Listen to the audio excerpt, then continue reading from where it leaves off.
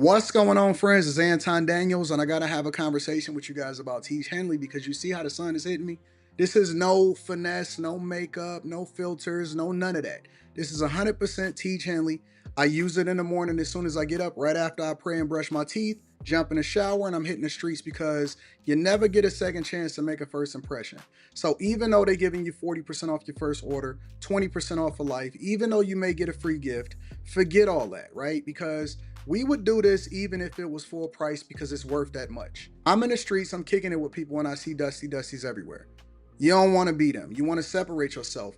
And the way that you separate yourself is self-care. Ladies get it for the fellas. Fellas don't wait for the ladies to get it for you. I'm about to hit the streets right now and I'm feeling confident. I'm feeling great. I mean, I already got confidence, but to have that extra boost of confidence, knowing that you've taken care of yourself and you set yourself apart from all of the rest of the sheep that's walking around making bad decisions on a daily basis.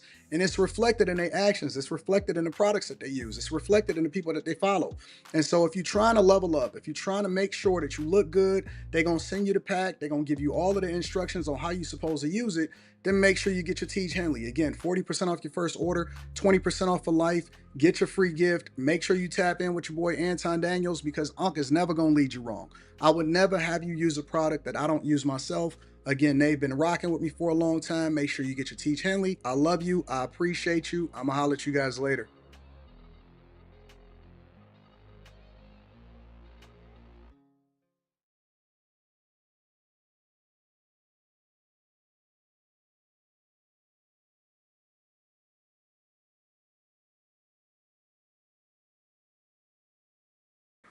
What's going on is Anton from AntonDaniels.com. I appreciate you guys for continuing to rock with me. Thank you for tuning in for another edition of the Millionaire Morning Show.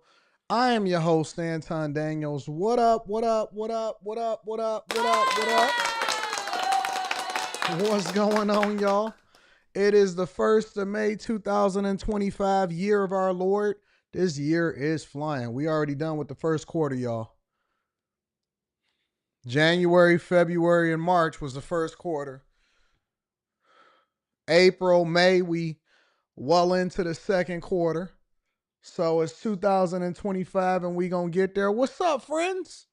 How y'all feel? Y'all feeling good? I had a revelation this morning. I was talking to my daughter. And I had a revelation this morning. And I decided right there on the spot that I am going to change my life through experiences. Let me say that again for the people in the back. I am going to change my life through experiences. And I am going to explain to you guys exactly what that means. But before I get started, let me go ahead and recognize the early Cash Appers and Super Chatters. So first of all, I want to acknowledge Vincent Holder. Vincent Holder says, good morning, Anton. Thank you very much. Enjoy lunch on me. Vincent Holder hit me off yesterday. What a 100 ball for lunch. So you know what that means. That means I got to spend 50 and I got to give 50 away. I got to make sure that I bless somebody else with lunch at the same time. Thank you, Vincent Holder, for holding me down. I appreciate you. It does not go unnoticed. I genuinely like to acknowledge everybody that support the platform. Also, I want to acknowledge Mike That Dude. Thank you, Mike That Dude. And then my guy, Spencer Campbell. What up, Spence? Spence is becoming a very consistent contributor. Thank you, Spencer. Again, I don't ask for it. I always like to acknowledge the people that support the platform. I want to also acknowledge Eric Wealth Harris. Eric Wealth Harris says, special shout out to Florida's Governor Ron for standing on business during his press on immigration this morning. We have the best governor in America. I don't know about that. I do like Ron. Ron remind me of a guy that I know from the jewelry store, that owned a jewelry store here in Detroit. I think that Governor Wheelchair might have y'all. Governor Hot Wheels might have y'all. Greg Abbott is on business. He stand on business. Ron is he in there. But I think that Greg Abbott probably is the best governor in the United States of America. Mississippi governor ain't messing around either. The Mississippi governor ain't playing. There's some governors that slept on. But speaking of governors, what I've decided this morning, I was having a conversation with my daughter, and I had to move my car because I parked in front of her in the driveway. So I moved my car in order for her to get out. and she was upset that she had to go to school this morning. And so she regularly tries to negotiate. She has great negotiation skills, but not better than mine. She regularly tries to negotiate me calling her out from school or her only having to go to school for 4 days a week because she got all A's and all of this stuff. And so while she was at school, she hit me up while I was in the studio and she said, "Dad, you got to call me out." And I said, "No, Leslie."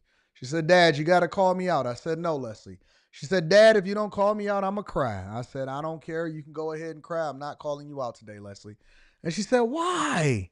She said, "I got all A's and I'm not doing anything. I'm just sitting here and look." And so she FaceTimed me and I could see her and she was just chilling. And I think our American school systems is kind of failing our children. If it wasn't for the real life lessons and the things that she does after school and the taekwondo and contributing from her mother and I into her life and really playing a role and showing her entrepreneurship and things like that. I feel sorry for a lot of kids whose parents feel compelled to just let the school system, and I don't care how good the school system is. I think that it's getting worse and worse. And that's one of the reasons why we voted Trump in, is because we needed a transformation of our Department of Education, because it doesn't prepare our children. And I'm not even just talking about recently, I'm talking about historically. Aside from the fact that most public schools and most private schools, maybe not private schools, but a lot of public schools, they are not only failing the children because the parents are failing the education system, and we as voters are failing by voting in people that are creating curriculums that are not ideal for what our children need to be. Um, for a long time, I think the school systems have taught our children how to pass tests, right? And my daughter, she don't even like, this is easy, honestly. And I'm sure that a lot of our kids are similar. A lot of our kids are similar in that it's breeze for them. They not tripping. It's easy for them to get A's. But I think that probably 60% of the time, because again, I am very involved in my daughter's life, I would say that probably about 60 to 70% of the time is fluff. It's traveling to and from classes, is substitute teachers, all of these things, right? And so the actual learning, the actual curriculums themselves is probably only about 35 to 40% of whatever it is that they do in school. And so many parents depend on their children or depend on the school system to raise their children. And that's why they can't wait to get them out the household once they turn 18. But I was having this conversation with her on FaceTime this morning. And of course, I told her I wasn't going to call her out of school. And most of the time, I give her the autonomy to determine when she's going to go to school and when she's not going to go out of school. But I told her, I said, "Hey, listen, why don't you do something more productive while you're there?" She said, "Like what?" I said, "Like create a business plan." I said, "If you create a business plan or you come up with some great ideas or you work on some things that are really, really awesome, maybe I'll fund it." And she said, "Okay, I'll work on that, but I can do that from home." I said, "Nope, you got to stay outside and I want you to do it from there." I said, "You know what? I just came up with an idea." She said, "What idea did you come up with, Dad?" And she was very upset at the fact that I wouldn't call her out of school. And I said, "You know what? I too need to get back to the core of who I am." I mean, I've had some successes, obviously, from a business perspective, from a content creation perspective. But if you've been following the Darth Anton channel, recently I went back to my childhood home and I showed people the church that I grew up in, the home that I grew up in, the neighborhood where I'm from. I took you through the house, the backyard, and all of that. And I showed you how bad it was. But I used to do a lot of urban exploration, and that urban exploration went from Detroit to Metro Detroit, all the way outside of Detroit, and then I started exploring other places, and I've been to a lot of places. But what I came up with was largely inspired by her, because I said, "Listen, Leslie, I am going to be traveling the entire United States of America. And then once I get done traveling the United States of America, I'm going to continue to travel the world." And she said, "Well, what does that look like?" I said, "Well, what I think I'm going to do for the most part is I'm going to pick a different city, mostly in different states, at least for 1 week every single month, and I'm going to live there. And you are more than welcome to come along with me." You know, I don't like to make her do anything. I want to inspire her. I don't think that she'll be as interested. She may join me for a few of the dates or whatever. I said, but every single month for the foreseeable future, who knows, for the next 3 years, 4 years, 5 years, every single month, I am going to pick a different state, a different city, You found me off the high roller video? I am going to pick a different state, a different city, maybe even a different country every single month. And I'm going to make a solo journey, and I'm going to discover every single thing that I can about that place. I want to know about the churches. I want to know about the culture. I want to know how people are living. I want to know what the nightlife is looking like. I want to know what the weekends look like there. I want to understand exactly how people are doing things on the streets. I am going to pick both small, southern, western, eastern, Midwest, middle of America, mountain time. As long as I got good Wi-Fi, I'm good. As long as I have good Wi-Fi, I'm good. I am going to pick a different city, a different state, and I am going to rediscover what made me great. And it was my curiosity. It was my curiosity to understand other cultures. It was my curiosity to look at the architecture. It was my curiosity to know what people really wanted by really being outside as much as possible. And I love my city. I've created a great space for me to exist in as far as Detroit, Michigan. I love my city. I love my studio. I love my spaces. I've cultivated something really, really great. But see, the thing about me is that if I get content, then I'll get in a lull. And if you get in a lull, you start to get comfortable. You start to get comfortable, you don't push yourself. And I need to push myself. I need to live every day like it's my last. So I used to take these journeys all the time. I would go to a different state. I would go to Vegas. I would go to different places. And I would just live, and I would live with myself, and I would live with God, and I would be in this solo haven to where, you know, conversations with God, conversations with myself. And I would take, a week and every month or something like that, every few months, and just go and just figure it out, drive through the mountains and understand it. I want to go and understand every single culture and every single place. And so that is what my goal is starting this month. I need to figure out a budget now. I'm thinking about it. That's the problem with a lot of these inspirational spirit of moment things is that you don't really take everything into consideration. You just go. That's my thing. I just do. When I opened up my first business, I came up with it over the weekend and I just went. And then when I opened up my restaurant, I just came up with it over the weekend and I just started going. And so if you think too hard about it, if you think too long, if you plan too long, you'll start to get analysis paralysis and you won't do anything. If you think too long, you'll start to get analysis paralysis and you won't do anything. So I need to come up with a budget.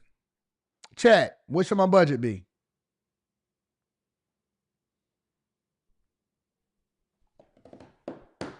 Chat, tell me what my budget is. What's my monthly budget for going to a different place? And I'm gonna document the whole thing. But see, the thing is if the budget is too big, then it's unrealistic because you don't really get to experience the culture the way you want to. So you gotta live kind of sort of like regular people, and you gotta plan like regular people, and that's what's gonna make it interesting. Chat, what's my budget? Your car says 10K. I like that. Mr. Youngblood City says 27. Trini says 20,000 a month. Sabrina says 15.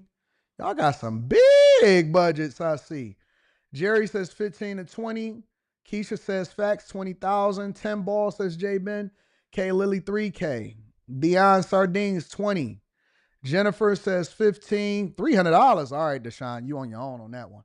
Brandon says 20. Brandon L says $1 million a month. Spend $1 million a month. That's crazy.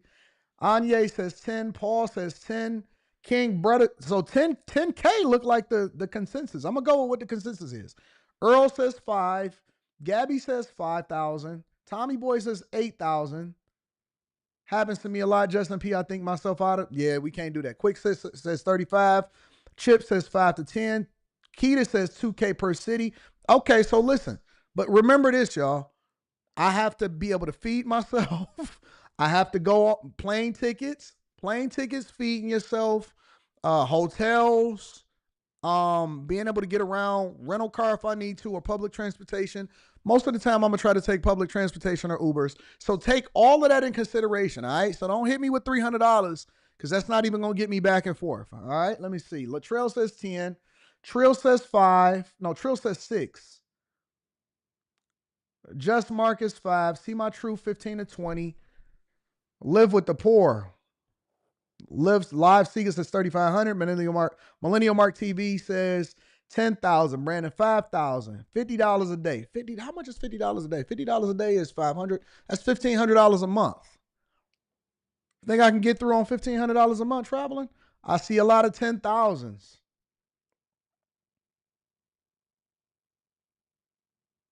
5,000 says Land Sales Cars. Will Nola says $300. For everything security and everything, at least 15,000 says Oot Milk. 10 to 15,000 to be conservative. Why not? I like that, Kim Bread. A lot of people are saying 10. Some people are saying 5. Brandon Victor says 10. Carlos says 5. Graphic Goon says 5. 1K a month. Jay Drizzle. Oh man, that's not a discovery. That's trying to figure out how you go. $1,000 to survive for a week. Man, I don't even think that this gonna pay for the hotel room. I'm gonna be honest with you, big dog. Eric OG says, how long are you saying? So I anticipate spending the whole week. So my goal is to probably either fly out like a Sunday or a Monday and then come back on a Sunday. So either Sunday to Sunday or Monday to Sunday because I want to get the full experience. 5, 10, yep, 10, Jesus. Hey, Jesus Christ says 5,000 is enough to be doing everything and not live rich. Your car says that's why you say 10K. I do. I am going to be, listen, Sabrina, no. I'm going to be honest with you.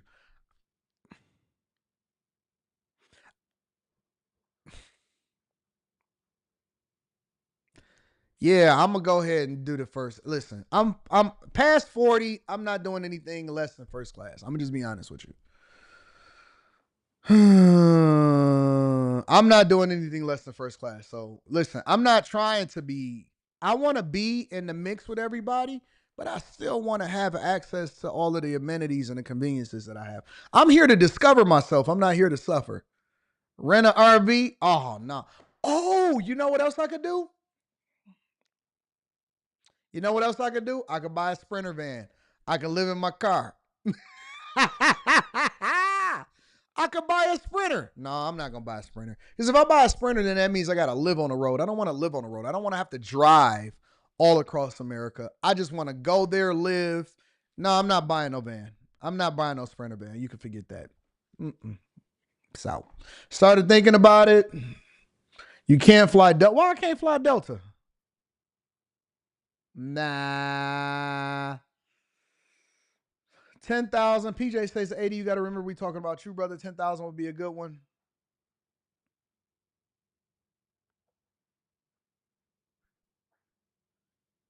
All right, I think we got a consensus. All right, so this is what we'll do because it seemed like everybody is kind of sort of either all the way up to the 20s and way down into the 2,500s. So we just going to go in the middle. We're going to go 10, all right? And this is what I'm thinking. Just because you have a budget of 10 does not mean that you have to spend the whole 10. Just because you have a budget of 10 don't mean that you got to spend the whole 10, all right? So this is what, I haven't even determined what the first place is going to be.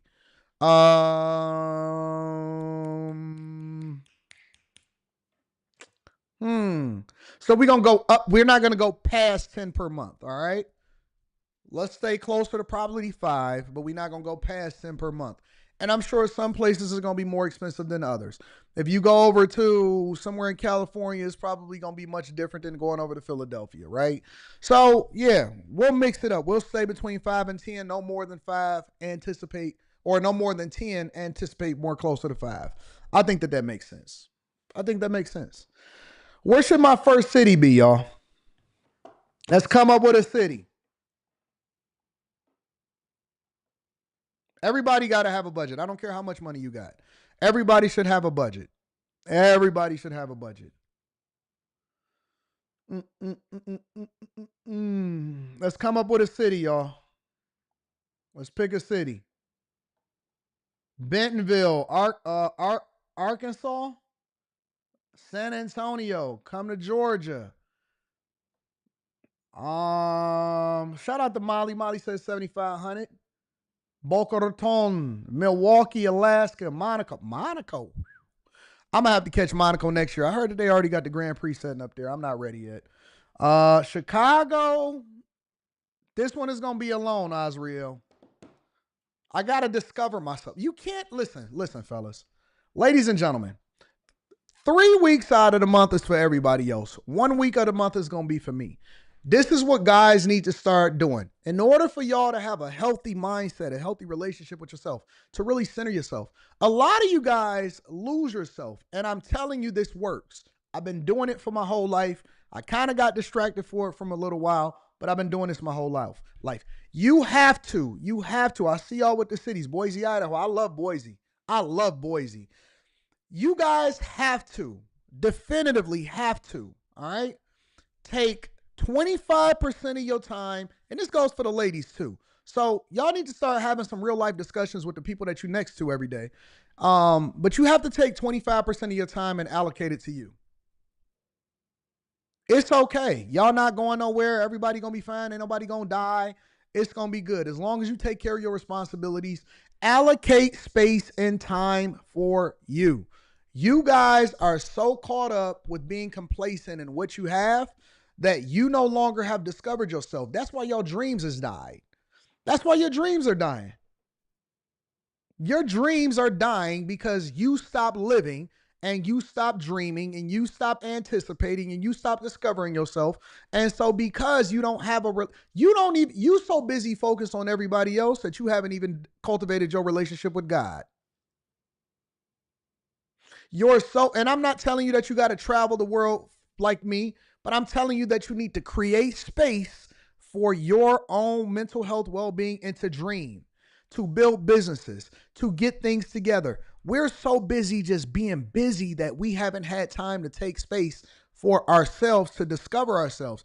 I determined that the reason why I buy so many cars is because I don't spend enough time focusing on things. I'm buying cars and stuff, not only just because it's a passion, but because I'm bored. And it's not that I'm not busy. I'm doing a lot. I got a lot of stuff going on, but mentally, I've stunted myself because I'm so busy just being in this space and focusing on everybody else. So then I'll say, oh, you know what? I want to buy a new car. So then you go and buy a new car, but then you get a whole bunch of cars and you can't even drive them because you only got one. Take some time and spend some time with yourself, and then spend the other 3 weeks with the other people that's meaningful to you. I'm telling you, it's going to blow your mind. It's going to change your mindset. You're going to really, really be able to spread out. Nah, I'm not going to be on Figueroa, Leo. Yeah. Nah, I'm not going to be getting arrested for prostitution. Babylon says buying cars is gay. Buying cars is gay now. Hey, Quentin, me and you need to make a list of all of the things that people say is gay. Dressing nice is gay. Combing your beard is gay. Buying cars is gay. Washing your butt is gay. Being clean and smelling good is gay. Cool. I got it. Me and Quentin is going to be creating a list. We're going to be cultivating a list of all of the things that are gay, because I know that everything is gay to everybody when they start doing everything. All right. So, yeah, man, I'm going to figure it out. I think that I got to figure out my first city. I see y'all said a lot of good cities. I want my first city to be somewhere. I don't know. I'm going everywhere. Everything is gay at this point. Facts. I am Jesse. I'm having a conversation in real time.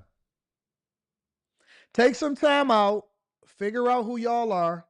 Breathing is gay. Facts. Morning success is gay. For real. Eating food is gay. I'm going to be at the gay bus stop. Terrible People Podcast. That's a fact, bro. That's a fact. We going to keep it a gay list, so we make sure that we don't breathe air no more, so that we don't be gay. All right, y'all. I'm excited. Rejecting women is gay. I'm excited. So yeah, that's it, y'all. I think that next week I might be getting up out of here. All right, y'all. So listen, let's get a little bit of the housekeeping out of the way. Patreon members, best day to join the Patreon is the beginning of the month. I guarantee you, this is a fact, I will be doing a Patreon live stream on Saturday, okay? Saturday, we doing Block Club. Saturday, we doing Block Club. Best time to join the Patreon is the beginning of the month. Make sure you guys tap into the Patreon. Link is in the description as well as pinned to the top of the chat. That's number one. Number two, after hours is tonight. Me and all your friends, we're going to be live streaming on after hours. Number three, I am going to be doing a live discussion with my friends from Chicago Flips Red at Salt KO in Southfield, Michigan. All right. So I got to post that on all my social media platforms so that everybody is familiar with it. I will be at Salt plus KO here in Metro Detroit in Southfield, Michigan, this Sunday at 7 p.m. Come and kick it with your boy. I am going to be there, and it is going to be absolutely awesome. I can't wait to come and kick it with everybody and talk to my friends over at Chicago Flips Red. What else? What else am I missing, guys? After hours tonight. I'm not going to tell you guys where I'm going either. I'm just going to pop up. Nope, not going to tell you guys where I'm going. I'm just going to pop up there. So when you see me there, when you see me out in the streets, because it's got to be a real experience, you know. I'm sure that you guys will discover where I am. I'm sure I'll do some kind of blink. I'm about to go eat dinner here or something. I don't know. If it's safe, we'll see what's happening.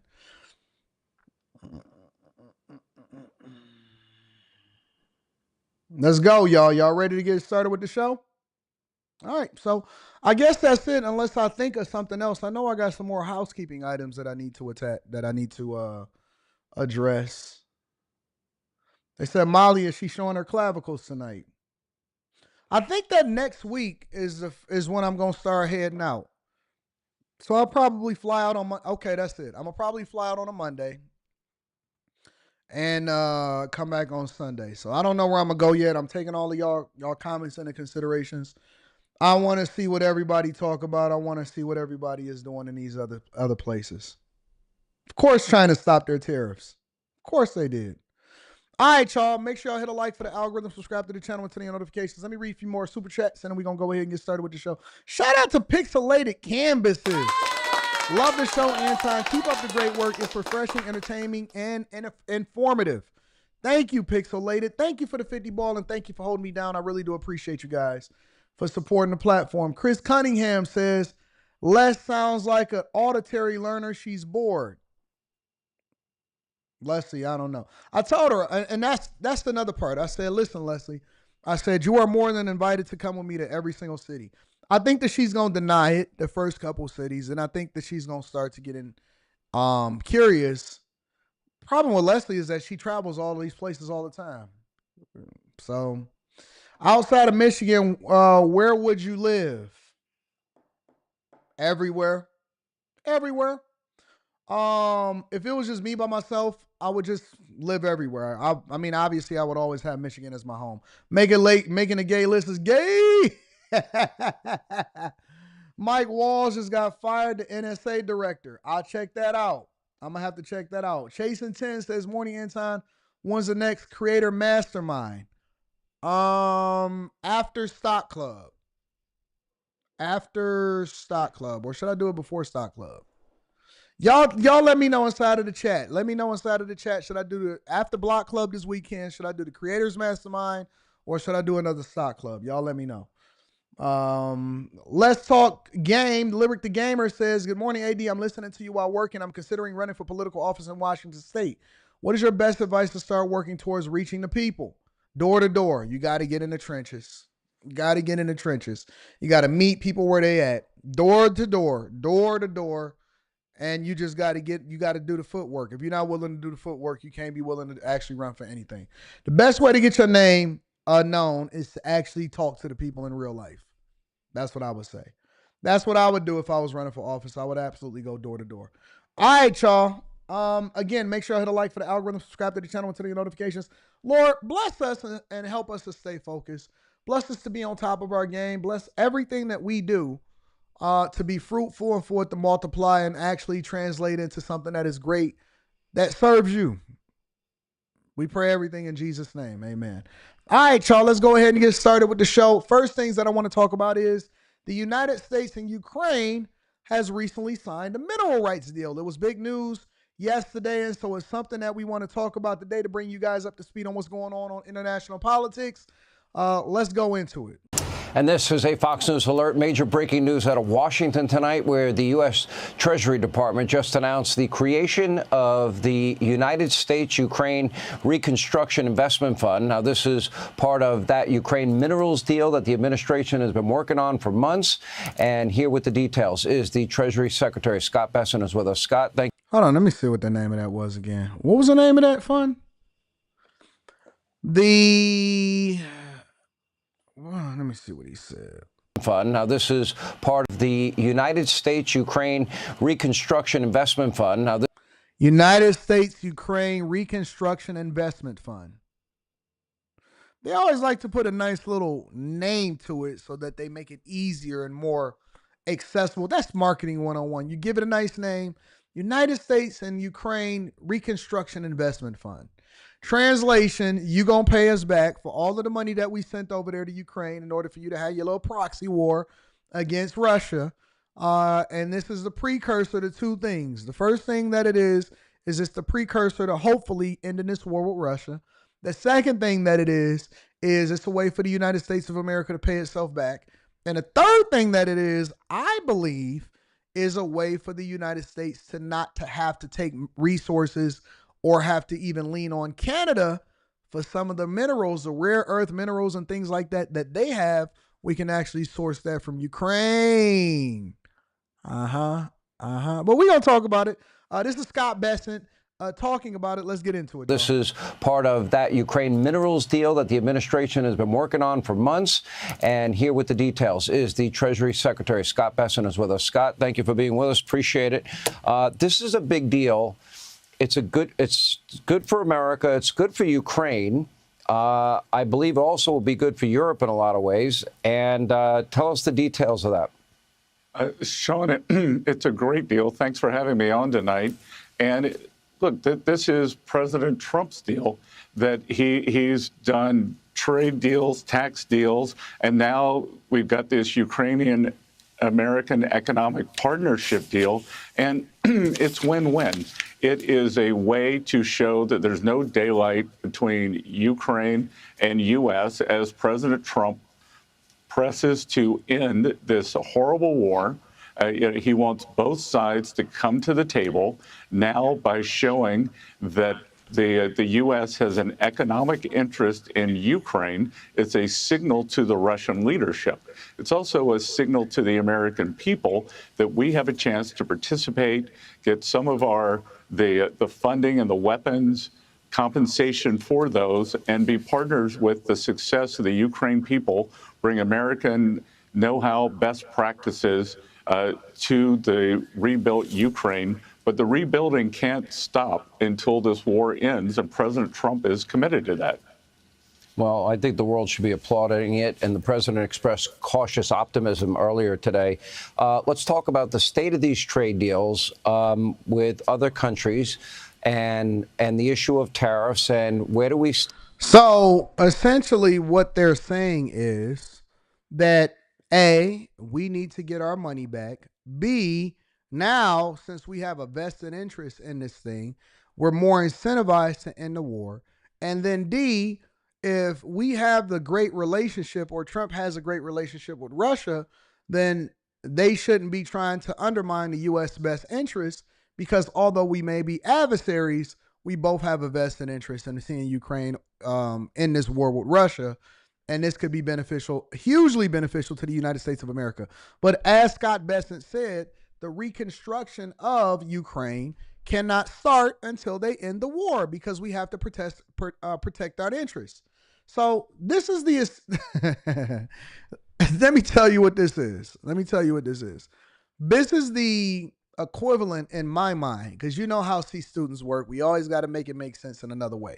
I'm a visual learner. All right. I need to actually see it in play, or I need to be able to relate it back to something else.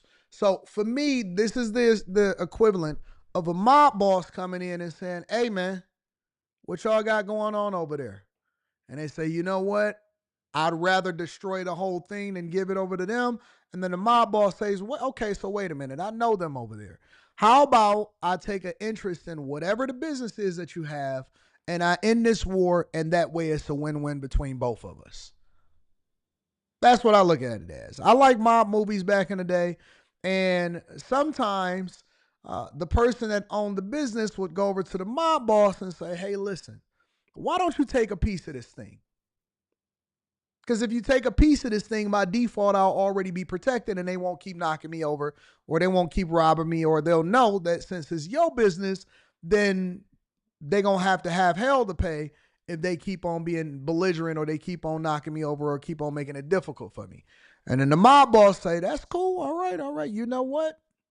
But I don't know anything about this business. And they say, well, I know how to run it, but we just need your protection. Okay. Well, guess what? Well, if I want my payment, I want my payment every week. I want my payment every month, no matter what. No matter how well the business is doing, how bad the business is doing, we coming in and we extracting those minerals. We coming in and we getting our bag. We coming in, we by any means necessary, we got to come and get that. DJ Ace Productions, that's called Goodfellas, correct. Goodfellas, that's a great example. Paulie, he said, Paulie, why don't you come in? I mean, you know, they don't want to pay their bills. They come in. He said, what do I know? I don't know anything about this business. I don't know anything about the business.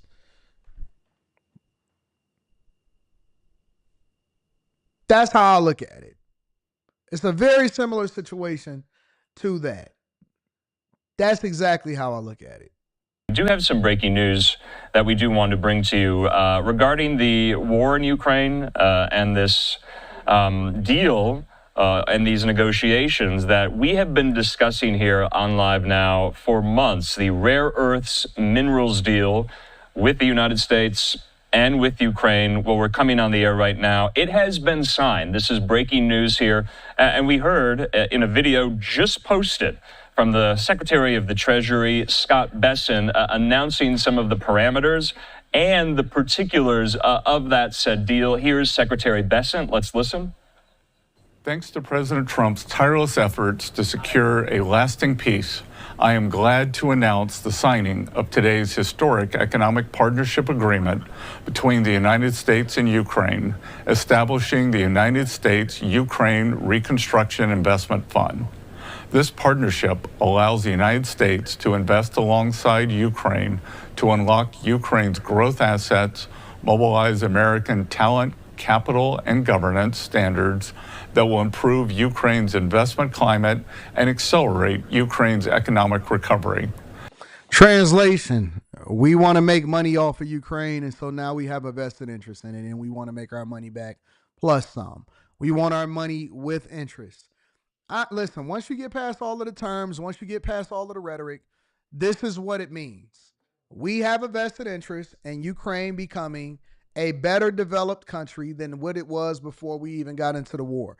In order for us to do that, we want to make sure that we get our money back, or else we don't want no deal. And it's a mineral rights deal. It's all of that. We want the rare earth minerals. We want everything. Now, Ukraine could benefit from this as long as we continue to get our bag. That's what it is. It's an investment. The Development Finance Corporation will participate and help to establish this fund in collaboration with the government of Ukraine. Today's agreement signals clearly to Russian leadership that the Trump administration is committed to a peace process centered on a free, sovereign, and prosperous Ukraine over the long term. It's time for this cruel and senseless war to end. The killing must stop, and both the United States and the government of Ukraine look forward to quickly operationalizing this historic economic partnership for both the Ukrainian and American people. My only problem with this, let me tell you what my only problem with this is, because do I think it's a great deal? Absolutely. Do I think it'll benefit the United States of America and help us get our money back? 100%. I don't believe that the United States of America is as concerned about the cash or was as concerned about the weapons as they are about the mineral rights, as they are about the profitability that comes with it on the back end side. So I think that Trump did a great thing. My only reservation about this is with it being there and because we still haven't signed a deal in order to end this war, but let's assume for the sake of conversation that we end the war with Ukraine. What happens if Russia and Ukraine have a little bit of a skerfuffle in the future, but our interests are compromised as a result of it? Do we then become adversaries again, or are we now in another proxy war with Russia? If somebody else decides, or if Russia again decides to invade Ukraine, or they decide that they're not abiding by whatever the ceasefire or the peace treaty that is then signed in the deal whenever this war ends, because the war, I'm assuming, is not going to go on forever, do we then become, by default, invested in this proxy war with Russia if they ever decide that they wanted to go back to war or invade Ukraine again? If we looking at it from a long-term perspective and how this will then impact us as far as our relationships with other countries, or because, it's one thing for us to hold Biden accountable and say, hey, listen, this wasn't our war in the first place. We never should have been involved in it. And why are we giving our resources over to help Ukraine when we need to be protecting American interests? Well, okay, so now you get to the point to where you say, all right, well, we're protecting our own interests because we now have a vested interest in Ukraine and paying us back. But what happens if, not saying that it will, but if everything becomes compromised and Ukraine is attacked? Do we then become partners with Ukraine to the point to where we have to protect our investment in them because we're getting so much from them in order to not only pay ourselves back, but also benefit from the fact that we do have this mineral rights deal? Do we then have to, by default, jump into this war, and it basically becomes another world war because we have to protect our interests over in Ukraine? Because essentially what Ukraine is signing up for is protection from the United States of America and helping them to end this war so that they don't have to continue to suffer at the hands of Russia, right?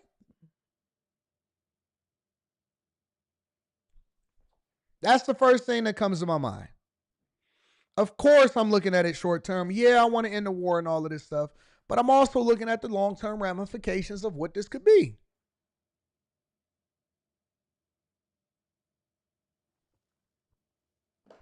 So I like to look at it objectively. I like to look at it from a business perspective.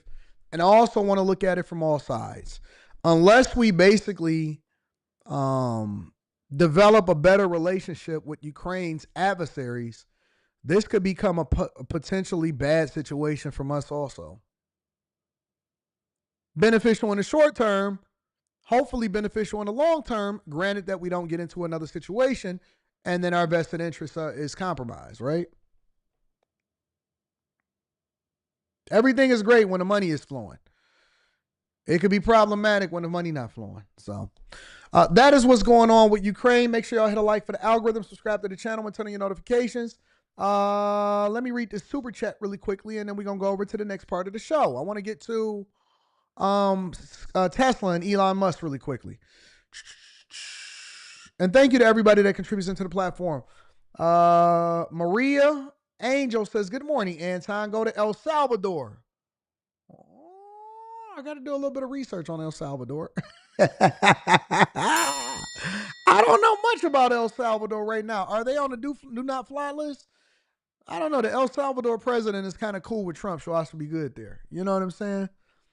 I should be good there. I don't know. Y'all let me know. Maybe I should just put up a poll and let the people vote on where I'm going to go next. I think I might do that inside of the Patreon. All right, y'all. Let me go over to the next part of the show. Thank you for the super chat also. Tesla. So Tesla's board, according to the Wall Street Journal, has started to search for Elon Musk's possible replacement. Why? Well, they just had a recent quarter where the profits dropped by 71%, and so shareholder value has to be taken into consideration when it comes to Tesla. And again, this is according to the Wall Street Journal. So we're going to evaluate this. We're going to look at it from Fox News side as far as what Elon Musk recently announced, and then we're going to look at it from CNN side, so then we can get somewhere in the middle. All right, make sure y'all hit a like for the algorithm, subscribe to the channel with turning your notifications. This is what Elon Musk had to say as a result of being acknowledged by Trump and him moving back and focusing more on the business side of Tesla. Elon, I love the double hat, by the way. He's the only one that can do that. Get away with it. Well, Mr. President, they say I wear. You know what? Let me also say this, y'all, before we get into it. I might do it again, like in the Patreon, if somebody is able to guess. If 10 people, up to 10 people will probably, if 10 people name it, I'm going to put a post inside of the Patreon today. Let's make a game of it. If, I'm going to do this. Let me get off of this for a second. I'm going to do this. So I think this is the way that I'm going to do it. I'm going to put a post up inside of the Patreon. I have a place in my mind that I'm going to go to next. I have a place in my mind that I'm going to go to for the first month. All right. I also think that I got the dates in my mind that I'm going to go. And I'm going to post inside of the Patreon something that basically says, for the people to guess inside of the comments or to guess exactly where I'm going to go.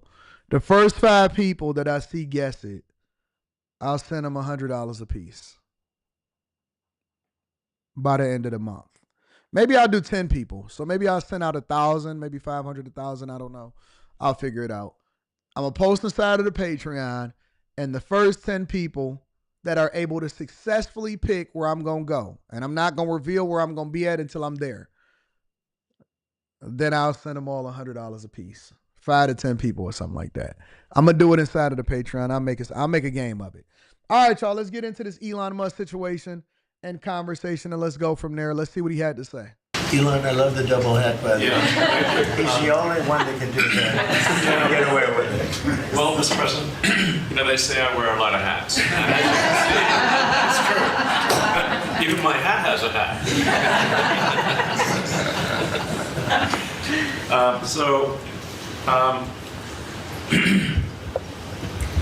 The American people voted for secure borders, safe cities, and sensible spending. Facts. And that's what they've gotten. A tremendous amount has been accomplished in the first 100 days. As everyone has said, it's more than has been accomplished in any administration before, ever, period. This portends very well for what will happen for the rest of the administration. I'm going to put y'all clues inside of the This could be Patreon. the greatest administration since the founding of the country. Well, we all want to thank you for your help, too. You really have sacrificed a lot. Been treated very unfairly. Well, they do like to burn my cars, which is not great. It's better. But you have been treated unfairly, but the vast majority of people in this country really respect and appreciate you, and this whole room can say that very strongly. You've really been a tremendous help. You opened up a lot of eyes as to what could be done, and we just want to thank you very much. And you're invited to stay as long as you want. At some point, I guess he wants to get back home to his cars and his.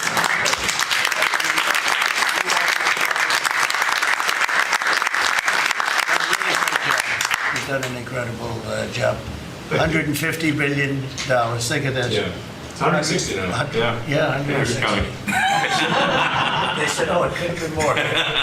And a lot of stuff is being worked on. That number could be doubled and even tripled. A lot of things are being worked on that we don't count yet because it's not quite there. But you've done a fantastic job, and we appreciate it very much, Elon. Thank you. It's also an honor to work with your incredible cabinet. I just like to say thank you, everyone.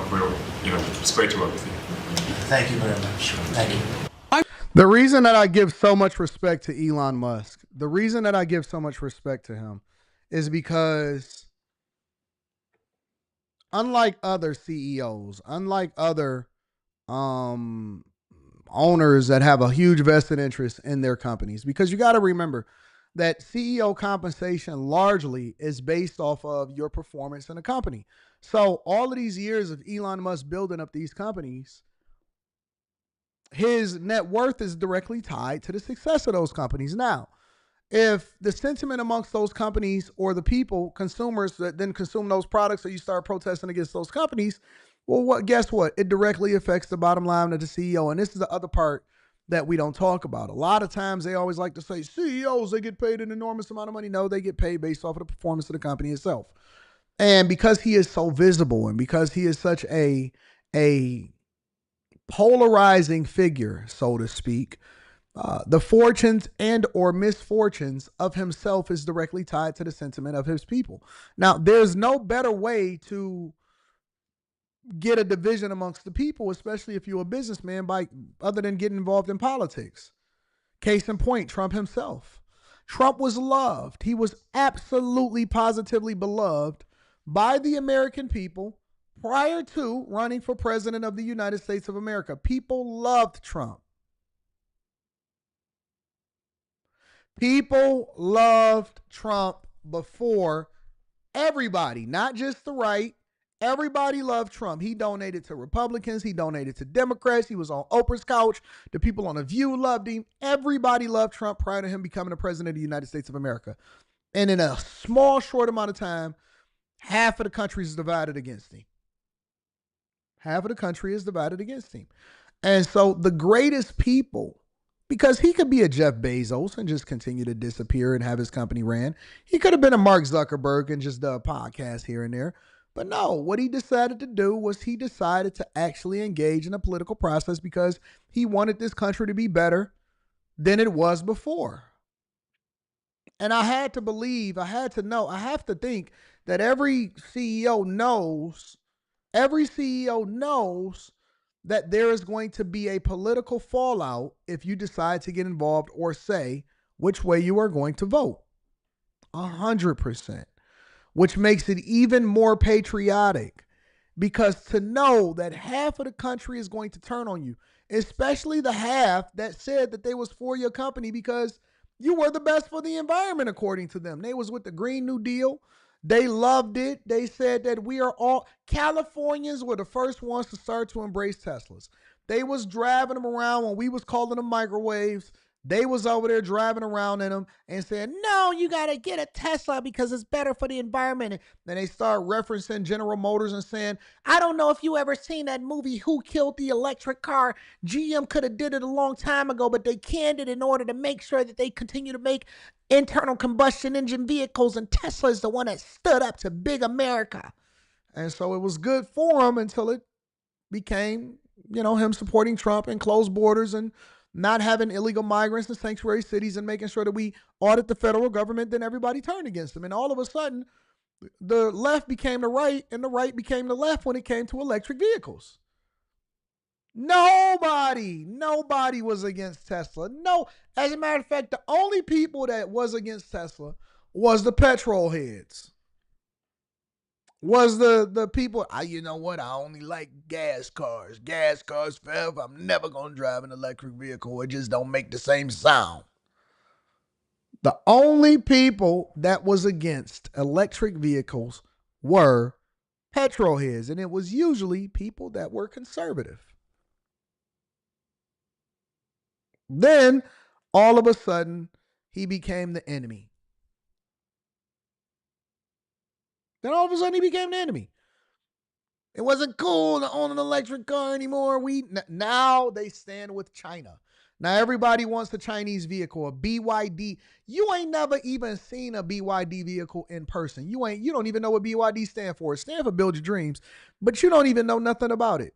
We want Chinese technology. They're living in 2019, 2050, and we're living in 2025.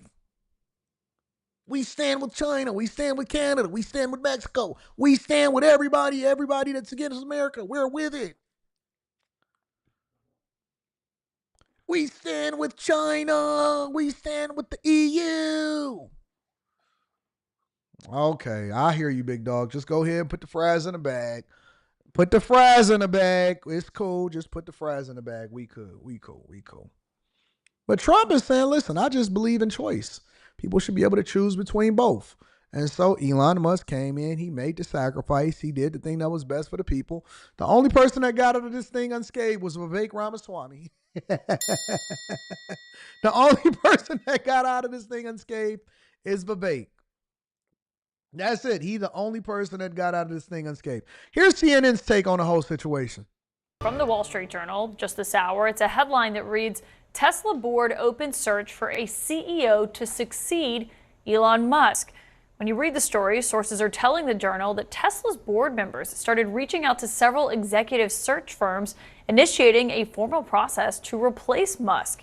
My source joining me tonight is the Wall Street Journal's Emily Glazer, who just broke this reporting. And Emily, thanks for joining us on such breaking news. Can you just tell us what happened here and what the board of Tesla was thinking? Absolutely. So Tesla has been going through some pain lately. It just reported earnings last week and had profits decline about 70%. And our reporting shows that around a month ago, board members were reaching out to executive recruiting firms to start a formal CEO succession search process. This is a formal kind of next chapter. Obviously, companies do succession planning all the time for their next leader, but we know that this is happening as there was concern from investors about Musk spending too much time in DC, given his government role, and concern about the company really struggling lately. We also know that board members prior to earnings had an update. They gathered with Elon Musk and they said to him that we really need you to refocus on Tesla and we need you to say it publicly. And he did not push back.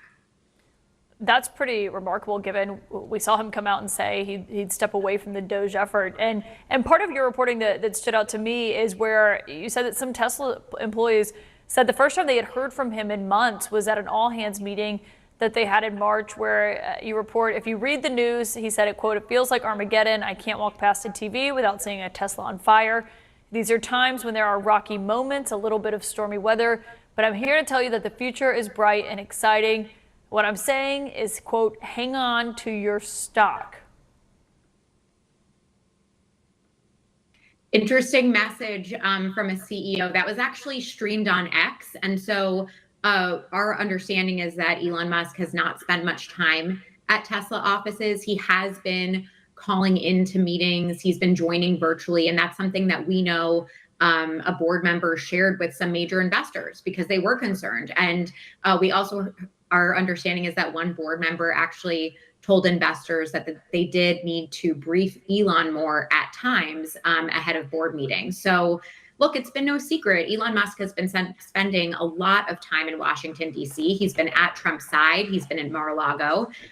He has 5 companies that he oversees. Tesla is one of them, but Tesla is public and Tesla is the biggest. It's got a market cap of around $900 billion. It used to be well over $1 trillion. Now it's $900 billion, which is still more valuable than any other automaker in the world. However, I think it's more impressive the fact that, he actually, interestingly enough, I think it's more impressive at the fact that he's been able to step away and the company is still running the way that it's running without him at the helm.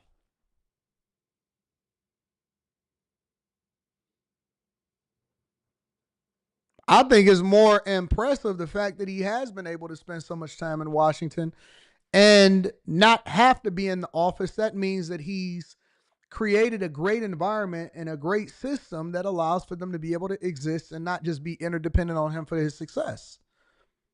That's the most impressive thing to me about this whole situation, honestly. Do we know if Elon Musk was aware of the effort that was underway to potentially... No, Matthew, I think you got it wrong. Elon Musk is not stepping down from Tesla. The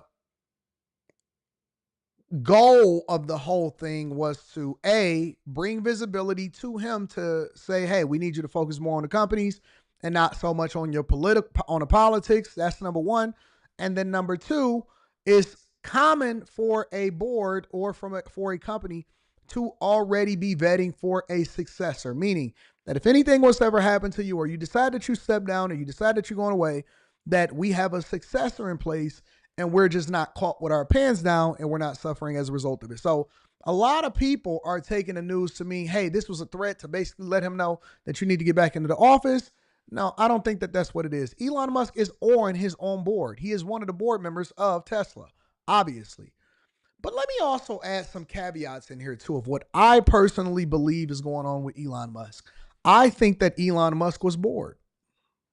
I think that when you combine his patriotism and his true love for the United States of America, his disgust from what he's seen, from when he uncovered, when he bought Twitter, formerly known as Twitter, X, formerly known as Twitter, when he's seen the censorship, when he's seen everything that was playing out and how stuff was going on, I believe that sparked something in him. I think that people like Elon Musk always have to be challenged. I don't think that they can rest on their laurels. If that was the case, he would have just chilled when he first got bought out with PayPal, and he would have just lived his life happily ever after as a 100-millionaire. He wouldn't have went and risked it all and built an entirely new company called Tesla, right? Bought it and then built it up to be what it is today. He wouldn't invest everything that he ever had into it with the possibility of going bankrupt. He would have just stopped at Tesla and wouldn't have started SpaceX. He wouldn't have just stopped at SpaceX and then started Neuralink. He wouldn't have been so focused on continuing to get involved in the political process. People like Elon Musk, I think that it is beyond money.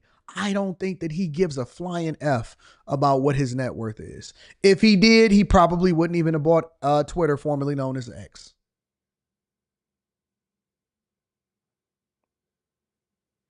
I don't believe that Elon Musk even cares about what his net worth is for the most part. I think he cares, but I don't think that he's even remotely concerned with it. I think he cares about shaping the world, having an impact, and how things are going to play out from there. I don't think that money is the driving factor behind Elon Musk at all.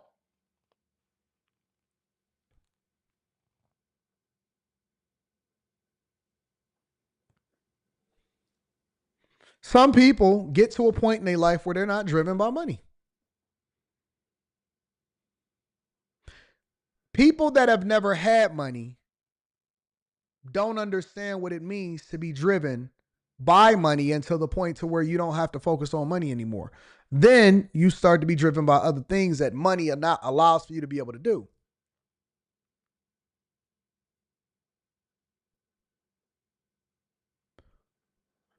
Darius says everybody cares about net worth.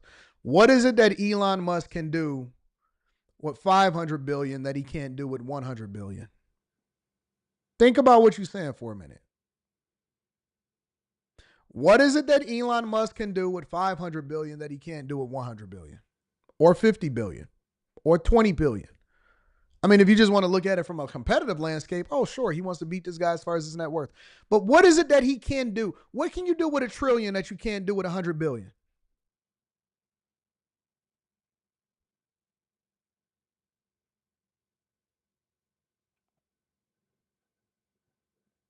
I don't think I don't think he cares. I think that he's just driving himself and pushing himself as far as he can possibly push himself to transform and change the world. I don't think that it's ever about money anymore.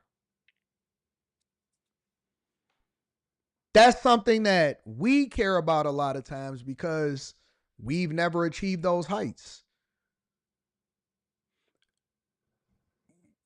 If you chase money for the rest of your life, even after you get rich, because again, the success, the deals, the running it up, the money just becomes extra on top of it. That's going to come with it anyway. That's not the thing that you're worried about. Correct. Money for him is a way for him to keep score. I don't think that it's about money. I truly don't. If it was about money, there's no way that he would ever gotten involved in the political process at all. I don't think he cares. I genuinely don't think he cares. I think that he's more concerned with transforming, changing the world, and pushing himself to see how much he can impact things. I think it's power. It becomes more than money. Actually replace him? We do not know if he was aware of the effort, and we also don't know the status of this. So why do you listen on a very small scale? Because, for example, you're right, J-Ben. I think the first 5 to 10 million is exciting. After that, I'm sure life gets a tad stale. Knowing you can buy pretty much anything you want on command is probably boring. There is a threshold, honest to God, and I wish y'all could experience it for yourself. Why do you think I'm about to go on this journey to rediscover myself?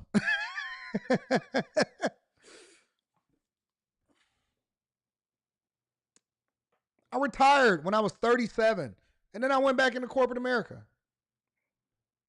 My businesses was doing better than ever before, Every year has always been 20 to 25% better than it was the year before.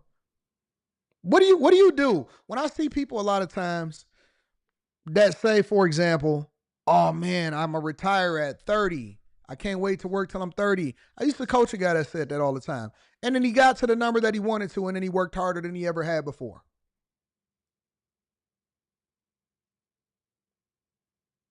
He got to the number that he wanted to, and then he worked harder than he ever had before. Why do you think that people ultimately go on another journey? Why do you think that the word of God says the love of money is the root of all evil, and not to worship it, but to use it as a tool? It can answer a lot of things, but it shouldn't be the thing that drives you once you get past a certain point. You can use that as motivation when you ain't got nothing. When you don't have nothing, money becomes your driving motivation. You want to be successful. You want to be rich. You want to change your life. It could do so much for me. It could pay off my debt. It could change my life. I could put my kids in better schools. I could buy the house that I always wanted. What can you do with 10 rooms that you can't do with 5 rooms?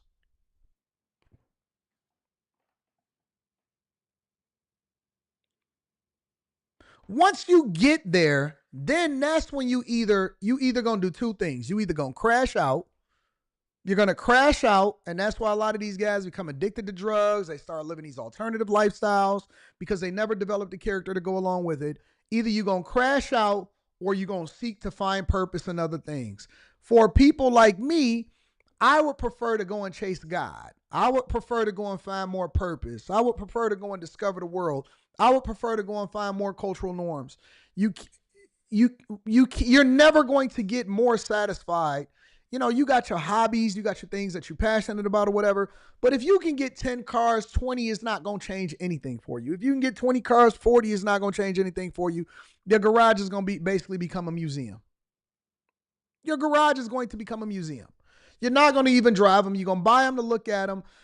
When I see guys, for example, I'll tell you an example. I went to the racetrack up here in Pontiac, here in Michigan, right? And they got these garages, and I was once inspired by it some years ago. But now that I can afford to buy one myself, I don't want anyone because I'm going to just build my own garage on my own property. But they got these garages, and I met a guy, and he was saying that when his wife died, he kind of lost himself. And so that's one of the reasons why he bought his garage. And if you go through and you do a tour of it, it's got, matter of fact, you know what? Let me show it to you.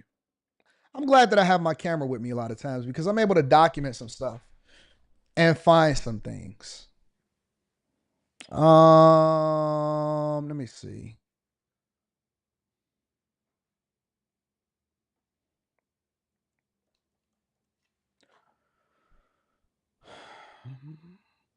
This was, when did I drop this video? This was about 5 years ago. This was more than 5. So this was way before the pandemic. See if I can pull this up. Give me a second.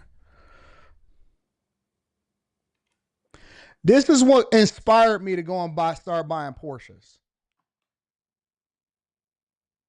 This was a guy's garage, and so you guys know that I'm not capping. I went and visited his garage, and I went and visited what they was doing over at the Pontiac racetrack. So if you go over to these places, right, and this is the racetrack, and this is where we was going to visit his place or whatever. And so I went and visited his garage. My dog, Sean, this is a guy that I actually went to high school with. On this whole journey. Tito, courtesy of Tito. Look at that. Recap of this. Dude, this is a work of art, bro. This is my best friend in high school. Here is prohibition / So this guy right here, he was saying that his wife passed away. And this is one of the reasons why he bought a garage, and then he started collecting exotic cars. And he bought like Al Capone's gun and a bunch of different stuff like that. Gangster.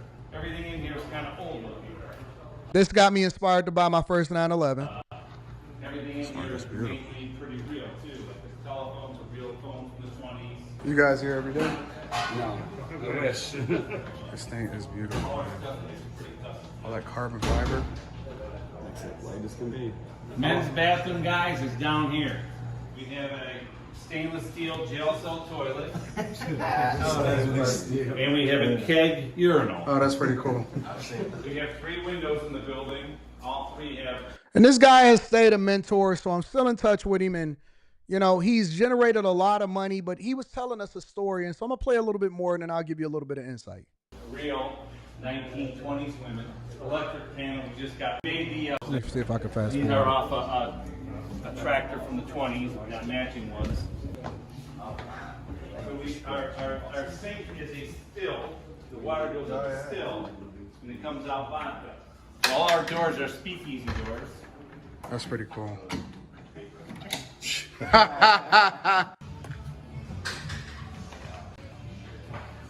So he built the whole bar, he built the whole thing in there, and then you go in and you sit out there. It's like the ultimate man cave.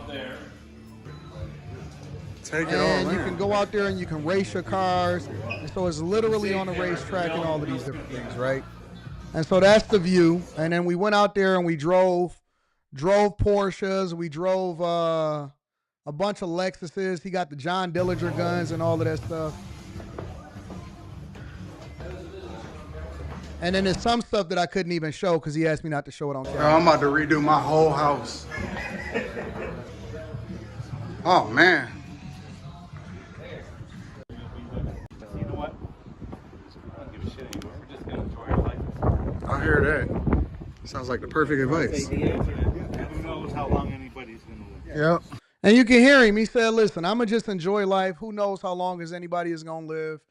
And he tells us about his wife dying. And he says about how he's just going to really, really let go. And he started spending money and he started really enjoying life. And one of the things that he said that really stuck with me, one of the things that he was saying when we were sitting there having a conversation with him, and this is another reason why you guys have to get out of your comfort zone. Stop just being around your own people. You only want to go black. You only want to be in the hood. You have to go and experience life and listen to other people that also have things that they can impart to you, things that they can share with you. It may not even resonate with you at that particular moment, but it is going to truly, truly stick with you, or it's going to come back to you at a different time. And then when you hit certain points of your life, especially in successes, you realize, wait a minute, I'm crossing the threshold, or I'm past the threshold that he got to. And this was the advice that he gave me, you know what I'm saying, at a time where I was just now starting to get into this space, which is one of the reasons why my homeboy invited me to come and meet with him in the first place. And he became a mentor, right? And so he was sharing his story. Originals made. Yeah. And that gun is actually the gun from Pretty Boy. So anyways, he started going into all of that.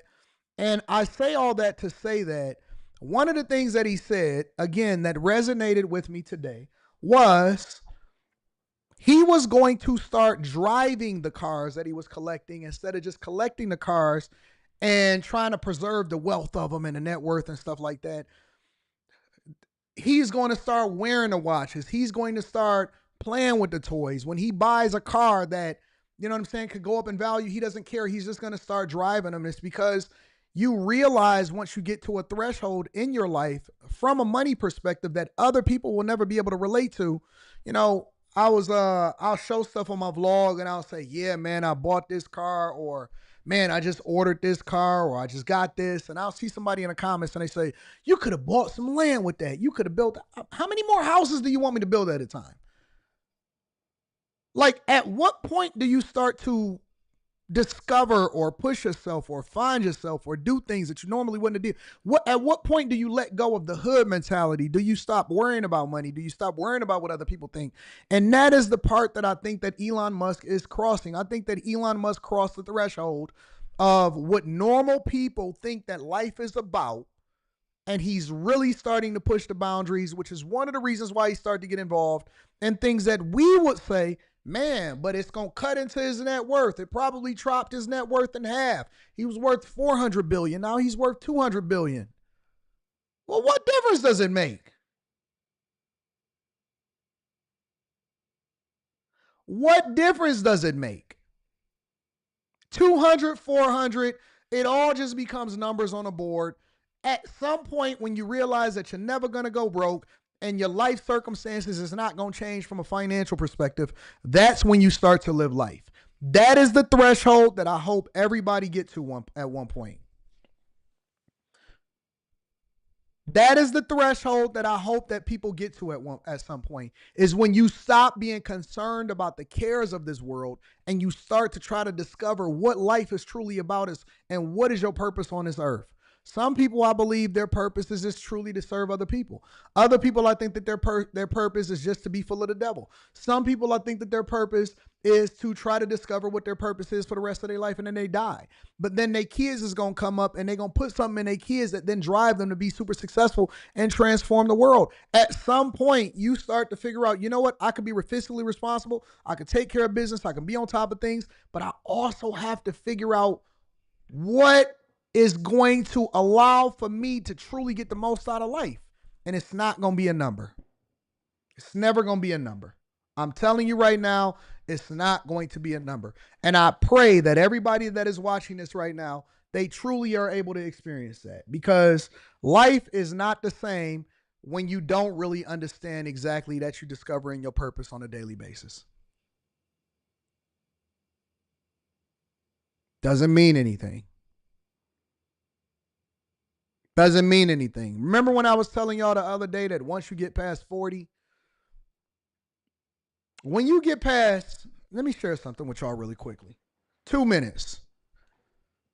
When you first start making six figures, let's say you get past $10,000 a month gross, you wetting your beak. That's when you're going to start getting curious. And that's when you start saying, you know what? I made it. You feel like you really started to make it. When you get past $20,000 a month in income, net worth is different. Everybody that has $1 million plus net worth can't live an extravagant lifestyle. They may be rich in your mind, but they don't have the resources. They can't really stretch out and live life. Most of their wealth is tied up in their 401k and in their home. They can't live it because they don't have the income to really do it. They may have some level of financial freedom when they retire, but they have to work and they can't live the life that they really want to live. When you start to generate around $20,000 to $25,000 a month, that's when it starts to become dangerous. And the reason that it becomes dangerous is because now you can afford to do the things that you really wanted to do, and you don't have to worry about whether or not you're going to go in debt to do it. You ain't got no debt. You can pay off your debt. You're not worried about anything, but it's dangerous because you're not rich yet. When you get past $40,000 a month and you get it out of your system, that's when you can start to make some things shake. If you get past $40,000, $50,000 a month and you can make that consistently, that is going to be the joy phase. That is the phase where, and again, I'm adjusting for the times, I'm adjusting for inflation. That is going to be the phase where you can buy anything that you want. 40 and above, there's going to be a cap in the feelings that you feel. It don't matter. Once you get past $40,000, $45,000 a month, and I know that some of y'all like, oh man, that's so unrelatable. When you get past $30,000, $40,000, $45,000, $50,000 a month, that is the threshold for happiness. Doesn't mean anything anymore. You can live where you want to live. You can buy what you want to buy. You can order as much food as you want. You can have maids come in. You can do whatever you want to do when you want to do it. You may not be like rich, but you can pretty much figure out anything in life. At that point, life is on easy mode. It's the danger zone. It's the danger zone. I'm promising you, because you can do whatever you want. There's nothing that nobody can tell you what to do. You're going to be stacking a lot. You can go anywhere. You don't have to worry about money. That is the danger zone. That is the zone where it's like, wait a minute. I'm here. That's your arrival moment. Nothing changes. Once you get past $100,000 a month.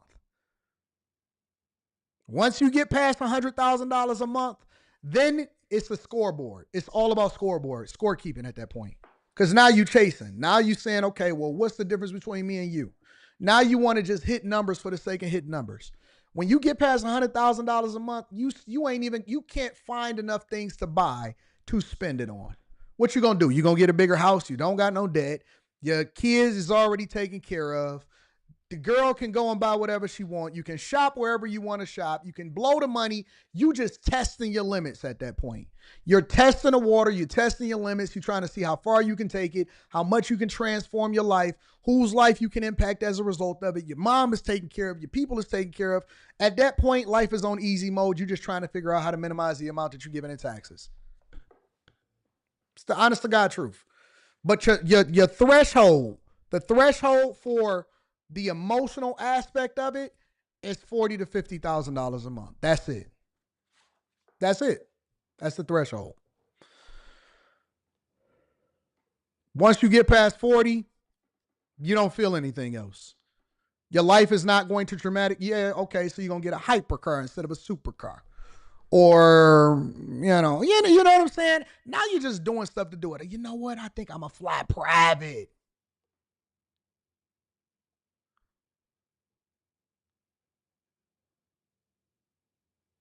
You don't feel nothing past that. I don't think that Elon Musk has felt anything in a long time. I don't think he's felt anything in a long time. I think he's chasing what it feels like to be human. And to be human is the emotions, it's the ups and it's the downs, it's the issues, it's the problems, it's the victories, the failures. He hasn't failed at anything in a long time. Everything he does, he's going to win. It don't make no difference. He was giving away $1 million checks for no reason, for the way that people voted. Hey, you get $1 million. That didn't mean nothing to him. For somebody else, it's like, oh my God, that's life changing. For him, he probably make $1.5 million a day.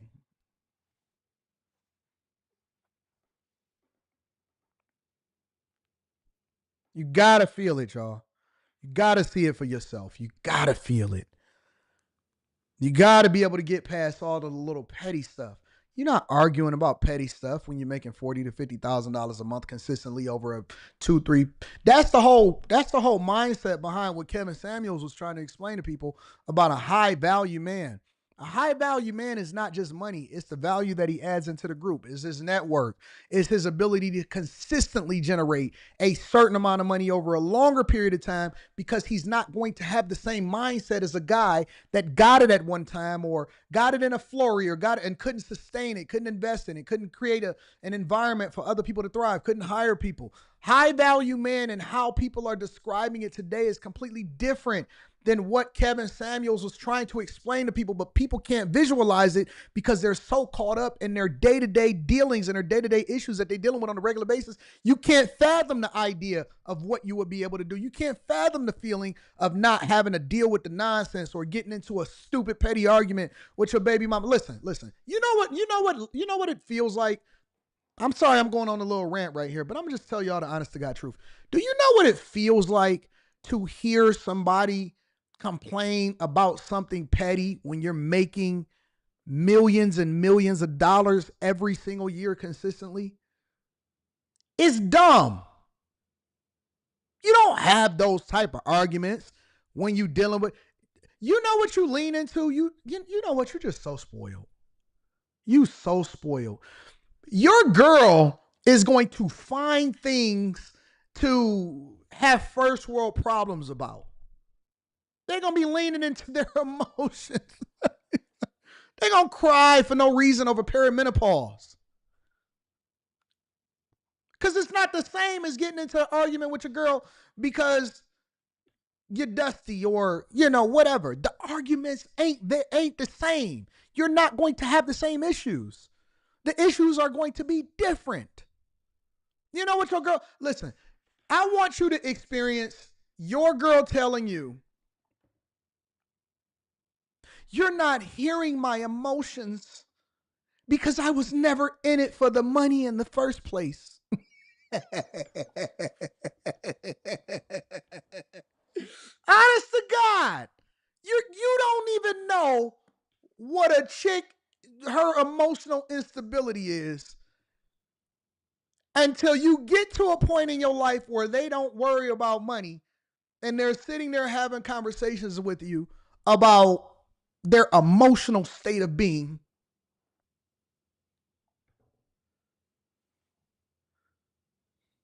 It's you gotta experience it. You gotta experience it. It's so hilarious.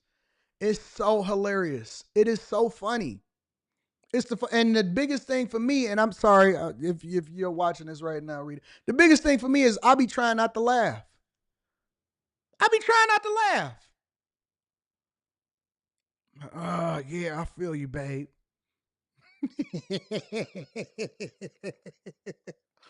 Because it's different when, like, let's say, for example, y'all get into it and you got to stay home because you ain't got nowhere else to go, and y'all got to make sure that your bills is different. How can you have an argument with me and I got multiple different houses that I can go to at that time, at any time that I want to? You know what? You're not going to let me sleep? All right, I'm going to go to my place downtown. It's different because then they're going to get no. Everything is cool. Don't worry about it. This is what they're going to tell you. I was just expressing my thoughts. See, it goes from, I need you to do this to, let me just communicate to you. I want to express my thoughts.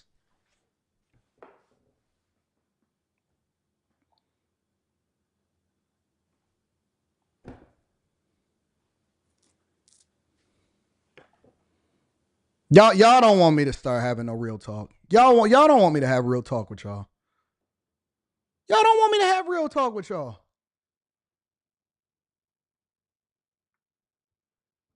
Y'all want me to be real with y'all? Y'all want me to really, really start to get into it? Let me tell you something. All right, I'll share a story with y'all for the sake of conversation. I'm going to share a story with y'all because I'm a real person. I got real problems just like everybody else.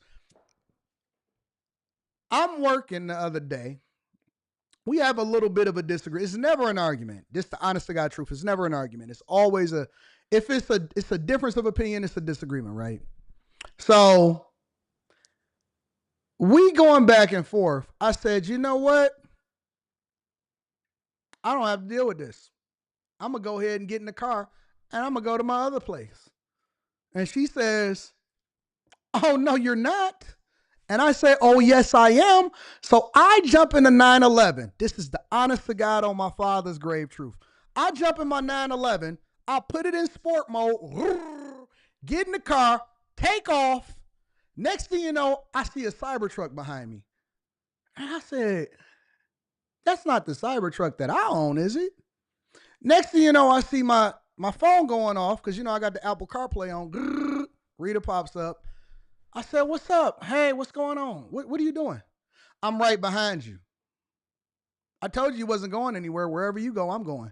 I said, what the motherfucker's going on here? So I take off. I forgot it's the Cyber Beast. So electric vehicles is pretty much just as fast as other vehicles. She right there behind me. I said, all right, I'm going to go ahead and I called her right back. All right, I'll see you at the crib. We'll talk about it. We'll figure it out. Thank you. Y'all don't know my chick. My chick is the type of chick that will get in the car right behind you and say, okay, listen, wherever you go, I'm gonna go. So if you wanna go downtown, I guess I'm going with you. Okay, skip it. We just gonna, I see you back at the crib. I go into the crib. She start cooking. Here, I'm going to make you something nice to eat. Here you go. I just want to make sure that you're here with me right now. I'm not lying. I promise to God. I promise to God that is the truth. Y'all don't believe me. I'm going to be so real with y'all.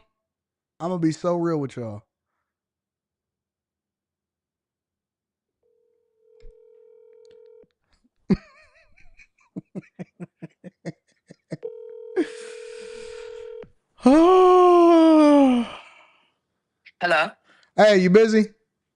No. I got a question. Be honest. Oh, wait, hold on. Sorry, I lost my AirPod. Go ahead. I'm going to be honest. I got a question. Oh, I want you to be honest. Oh, God. What is it? What do you mean, oh, God? What's the question, man? Well, I'm on a live, but I want you to be absolutely honest. No pressure. Okay. All right. When I jumped in a 911 the other day, when we had a little bit of a disagreement, and I took off down the street, what did you do? Jesus. we talking about this right now? What did you do? What's the relevancy in this? What did you do? I hopped in my car and I followed you And what car? in the cyber truck. What about when I thought I got away, when I took off? I was right on your head.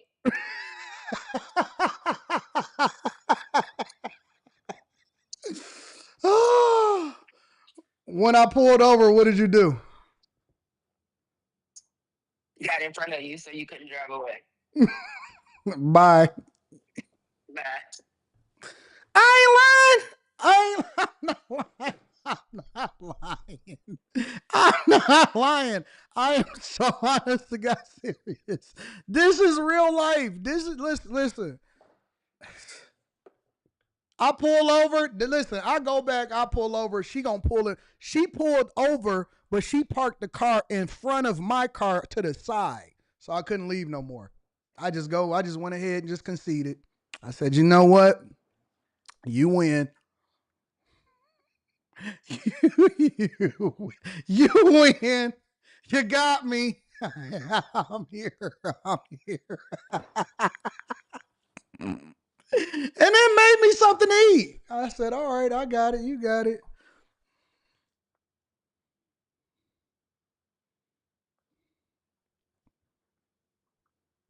I am going to be the realest person on the internet. I am going to be the realest person. My real life is real in real life. I am not going to cap with y'all. I am going to tell you the honest to God truth. Real talk, even if we got to get derailed on the show or whatever, I am going to be real. This is how I'm able to tell y'all what y'all need to do in order to be successful in life, whether it be business. I've had failures. I've had successes. I come from the hood. I've been to the top of the mountain. I've had all kind of experiences, every single type of thing that you can ever see in life. I've seen it.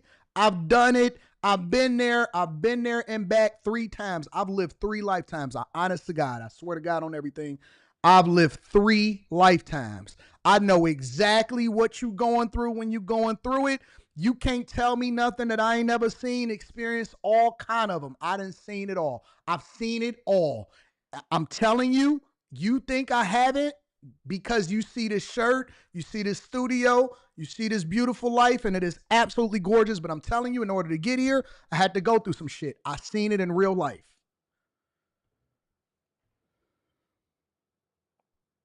That's why I be reluctant to share with y'all and give y'all the behind the scenes footage of what I be doing on Darth Anton. Y'all get 20% of the story. You don't get the other 80. You don't get the other 80. You seen 20% of the story. I done seen it all. Seen all of it. Did it all. I take off. I look in my rear view. I see a big old Cybertruck. I got scared for a minute. I thought it was the police. Oh. I seen it all. My daughter called me one day. She said, Dad, Mom is after you. Lock in. Dad, Mom is coming to get you. You better lock in. I said, Les, what you talking about? Dad, lock in. Time to lock in, big dog. I said, all right, you got it. I'm going to lock in, Les. I got you. Thanks for the heads up. She said, I got you, Dad. Then she be coming to me later. Hey, I need you to call me out of school, though. Dad, call me out of school, please. We all in here together. We all in this together, ladies and gentlemen. We trying to figure it out in real life. We all trying to figure it out. Y'all want to go over to the next part of the show or no? That's why she be trying to have some leverage over. Dad, I need to call off. She called me the other day. Dad, lock in. Time to get it together. Lock in, big dog. I said, all right, I got you. You're going to have to come and get me, baby.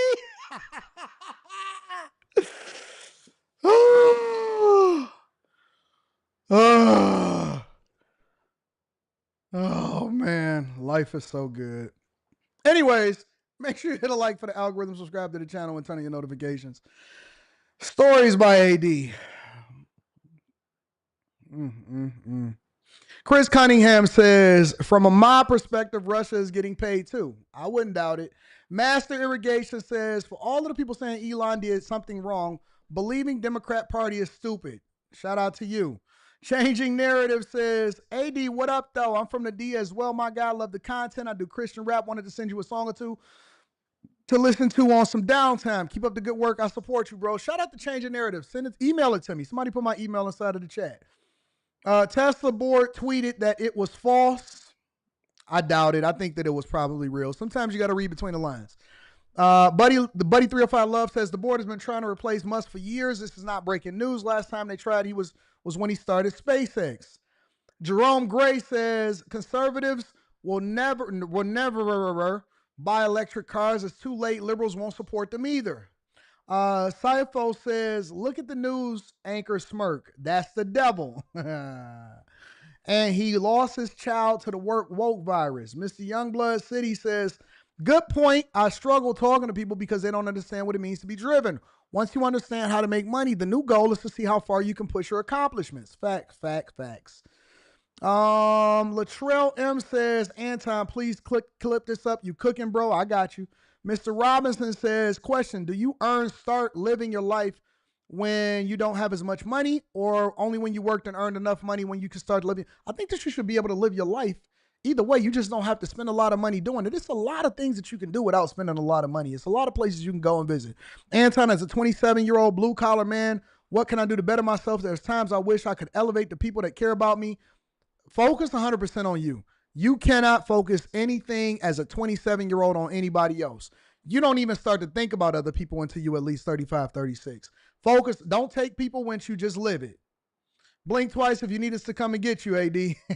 Says D. Murray. Says toxic love, says Chris Cunningham. Dre with the K says you need some more rich friends so you can pull that Fast and Furious on her. Pull in the garage and everybody start pulling out with the Porsches. Facts. When y'all both made it together, you can do stuff like that. That's a real wife right there. That's a fact. She a good girl. She is. She a dopest person I've ever seen in my life. There's some Joker and Harley Quinn behavior.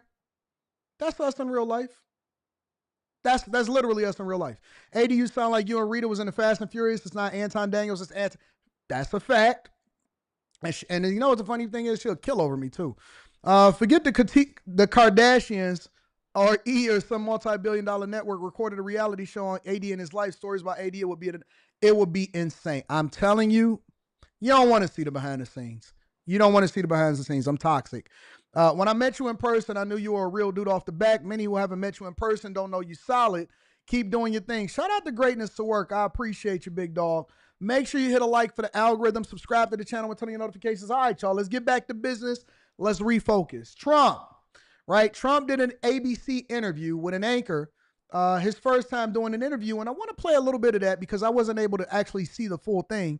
So I want to get into a little bit of it and see what it was because they was interviewing him based off of his first 100 days in Oval Office, but it turned into a debate.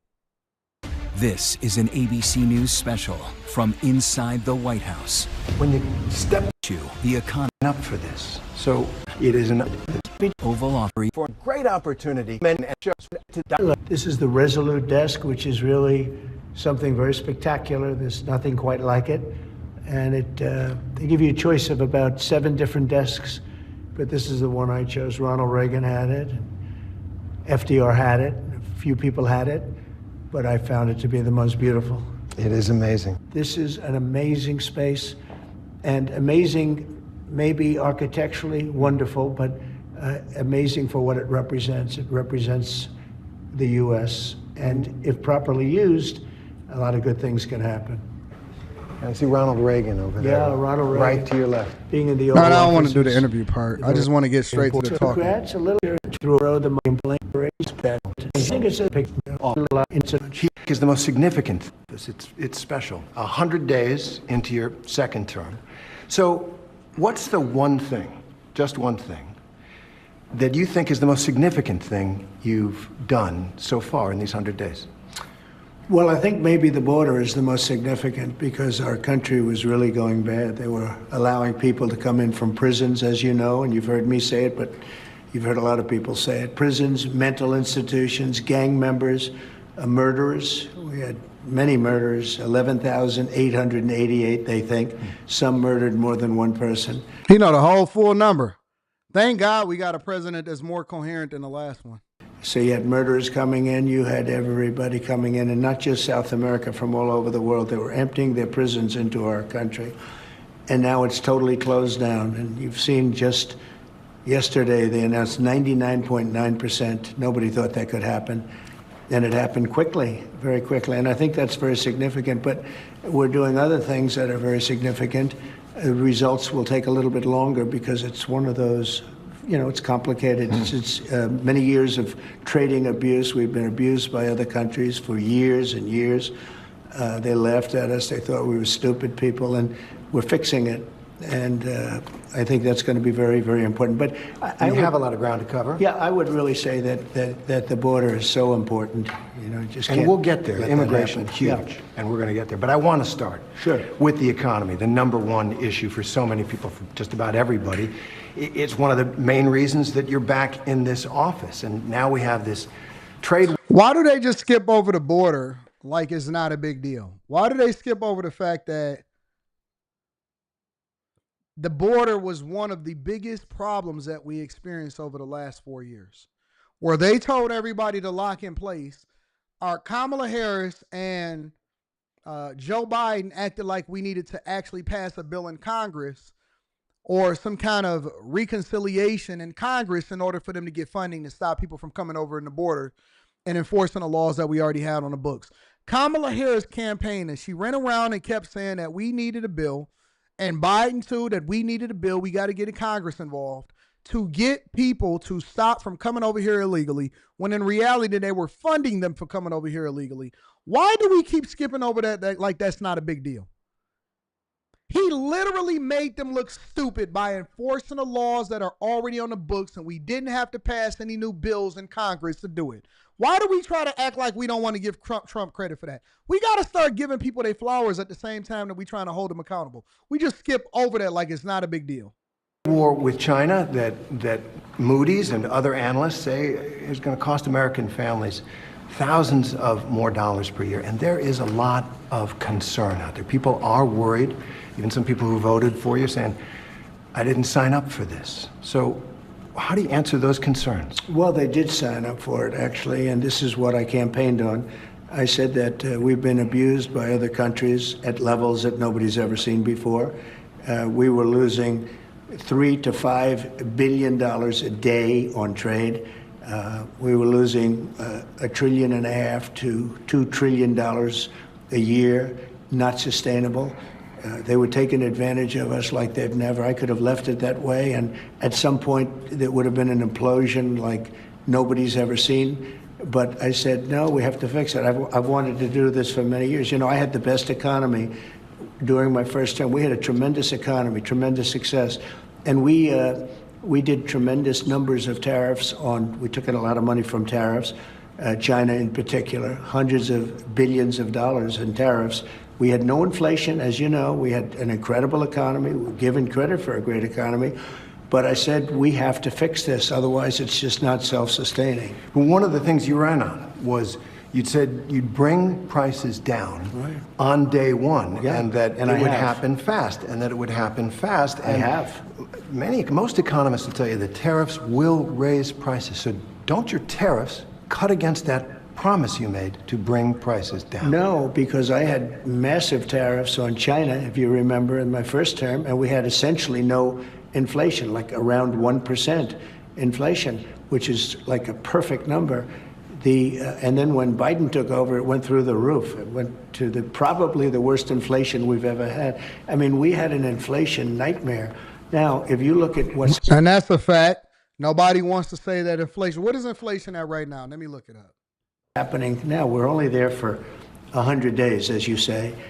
And in 100 days, we took over. We had bad inflation for 4 years, for 2 years especially 2 years of his administration.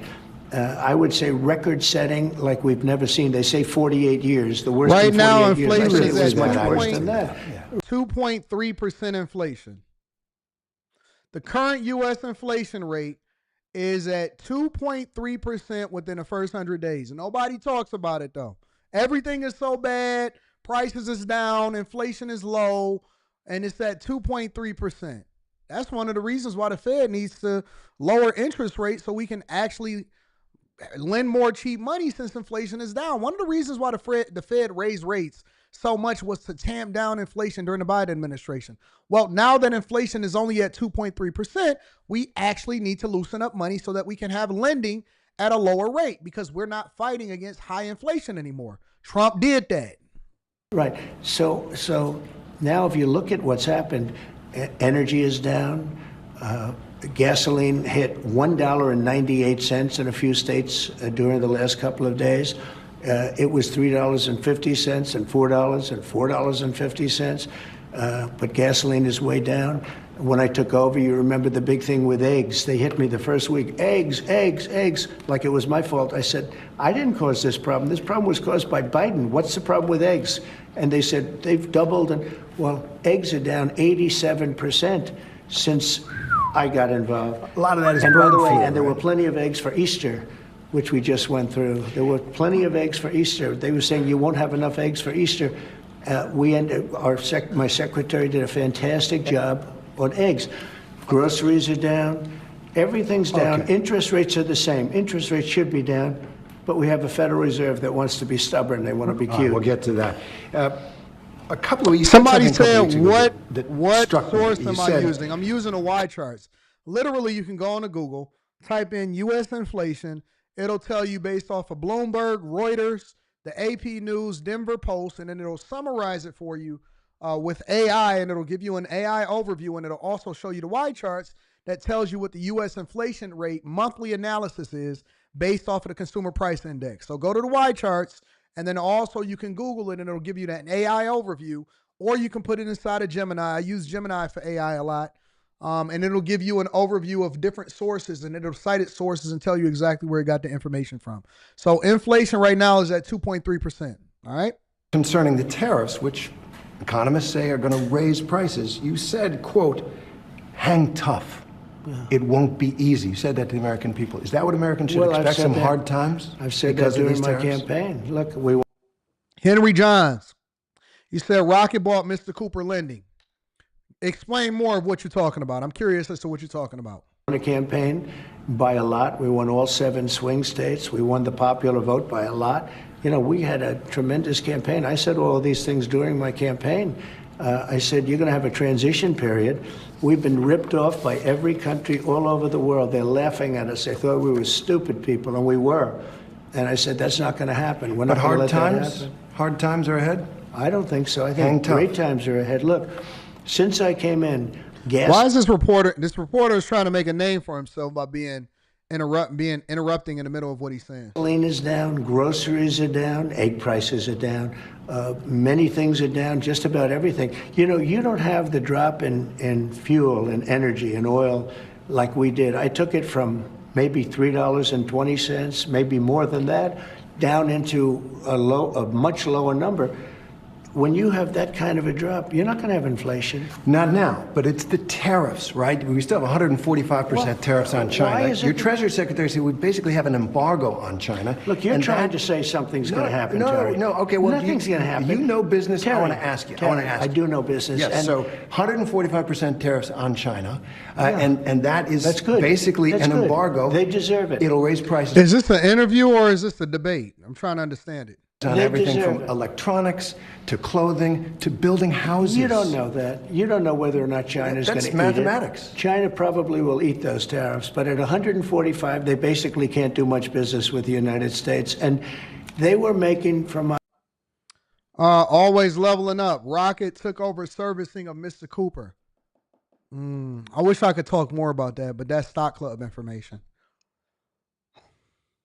I have an inside track on that. That's what that caught my eye when y'all put that inside of the chat. I got an inside track on that, but we're going to talk about that on Stock Club. Us $1 trillion a year. They were ripping us off like nobody's ever ripped us off. And by the way, we have other countries that were just as bad.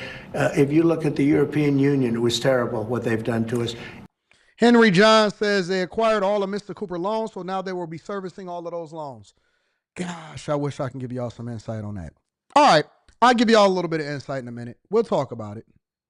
Every country, almost every country in the world was ripping us off. They're not doing that anymore. I want you to think about the boom that this country has had in small businesses, mom and pop, Etsy stores, small businesses that really? became They big haven't businesses. had a boom because of inflation. Well, the boom what they've done was inflationary boom. The people were wiped out with inflation. I mean, that's you a fact. read the news, you do the business now stuff, I assume. Now, a lot of them built those businesses on the trading model. Yeah, and they're going to make more money They now. sourced their products overseas, and now they're looking at an extinction I've event. been here. It's a disaster for them. I've been here for 3 months. I've taken a trade deficit down to a number that's very, very starting to get really good. I just got here. We had a country that it was not sustainable, what Biden did to this country, between the open borders where criminals poured into our country, between every country in the world ripping us off on trade. It was not sustainable. So your message to those small businesses who are saying, we can't live a month, 2 months with these tariffs. Apple got a big deal. Is there something for them? No, not only Apple. We've got $7 to $8 trillion being invested in our country in 2 months. Biden didn't have that over a year. I mean, if you look at Biden, nobody was really investing in this country. Everybody was ripping off our country. Apple's putting up $500 billion, but that's only one of many companies. Companies are flooding into our country right now. So your answer to the concern about the tariffs is everything's going to be hunky-dory? Everything's going to be just fine. It wouldn't have been if I didn't do this. I had a choice. I could leave it, have a nice, easy time, but I think ultimately you would have had an implosion.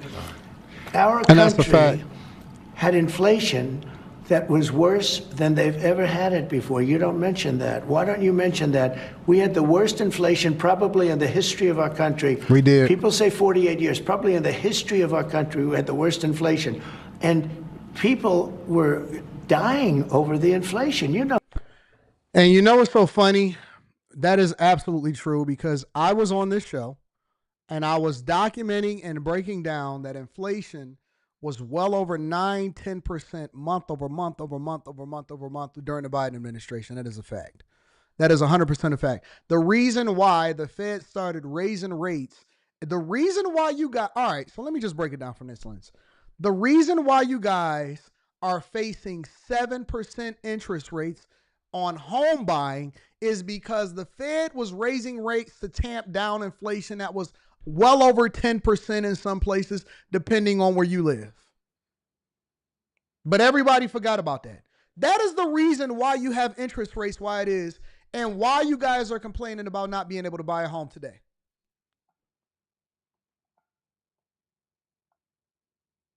Does anybody remember that?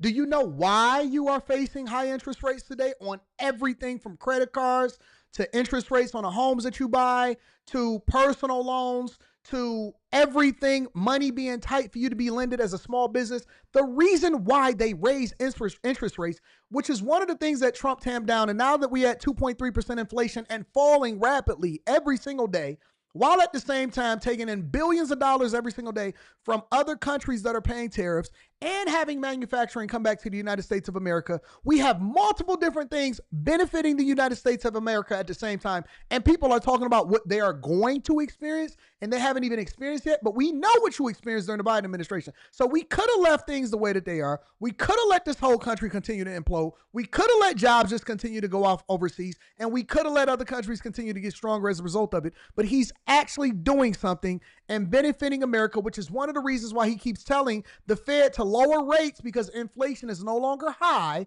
And now we have to make sure that we have everybody have earning income go higher. So now, instead of it being an inflation problem, there needs to be an affordability issue that is addressed. And because people are not addressing that, now they want to sit here and talk about what Trump has did over the last 100 days. You've benefited significantly over the last 100 days. What are you talking about? We still trying to deal with the fallout from the Biden administration. Know that. Now the grocery prices are coming down, the energy prices are coming down, gasoline's coming down. It's all heading in the right direction. Okay, let's move on to immigration.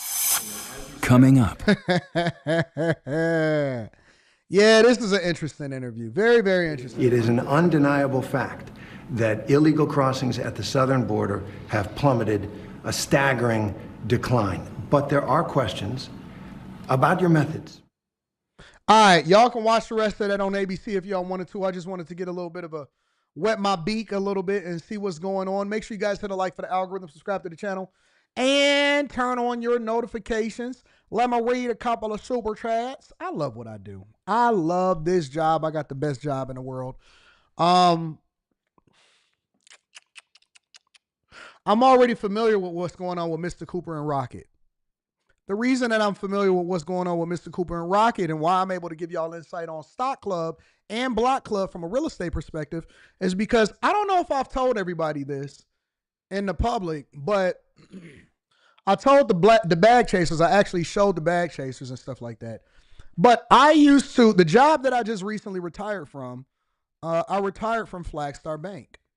And at Flagstar Bank, I was director of user experience and I oversaw everything and I had to learn everything there was to know about the bank in order for us to develop better applications and products for people to be able to use and service so that they can make a lot of money. One thing that I learned about working at Flagstar Bank, which gave me more insight on how I could be more beneficial to the bag chasers, was I understood the ways, even more ways that the banks made money.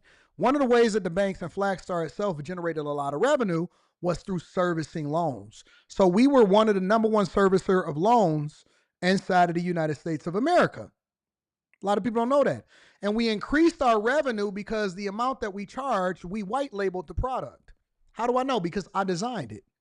Me and my team designed a product that we white labeled. So other banks, right, they would come in and they would do business with us. And because they were into lending, but they wasn't into servicing, servicing is one of the ways that we generated a lot of revenue. During the pandemic, the servicing fees based off of the contracts that we were charging to other banks that you paid your mortgage to, you paid your car note to, you paid everything to, we charged more because that was inside of the contract. So we generated a lot of revenue. We generated so much revenue to where we then combined with New York Community Bank, which I got a nice package with that. That's another reason why I was telling you guys that I had generated even more revenue when they asked me to stay on longer because we were transitioning. And so I got a huge bag with that. But then eventually we sold one of our mortgage departments or one of our servicing departments over to Mr. Cooper. So when we sold it over to Mr. Cooper already had their own product because they were making a lot of money in servicing the loans. Mr. Cooper then took over that product and they asked me if I wanted to go to a different part of the bank. I said, nope, I don't have the time. I don't have the capacity. I got to focus 100% on this. So that's when I then retired again at the end of last year. Mr. Cooper then gave over or sold over a lot of their loans over to Rocket.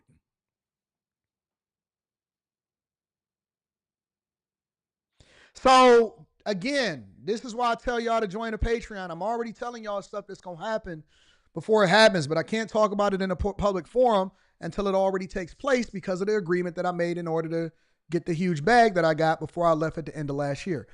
Y'all need to tap into the Patreon. The best time to join the Patreon is the beginning of the month. Link is in the description as well as pinned to the top of the chat. You have to join the Patreon, all right? I talk about Stock Club. I talk about Block Club. I talk about banking. I talk about exactly how it is that they generate revenue, why we invest in certain companies, which companies are important for you to then stay put in, how you can protect and diversify your assets, what's going to happen on the banking front. If you're going to invest in banking, this is the way that you do it. These are the ways in which they generate revenue. This is why we don't want to take out this particular loan. I talk about all of this stuff inside of Block Club and I show you the receipts. So I can only give you the snapshot here because we got the rest of the show that we got to tap into. But yeah, there's a lot to learn. That is the place that I used to work at. I was working at Flagstar Bank. We generated a lot of revenue from servicing the loans, in which we then combined with New York Community Bank, sold over a division of the company over to Mr. Cooper. Mr. Cooper is now selling over that division over to Rocket.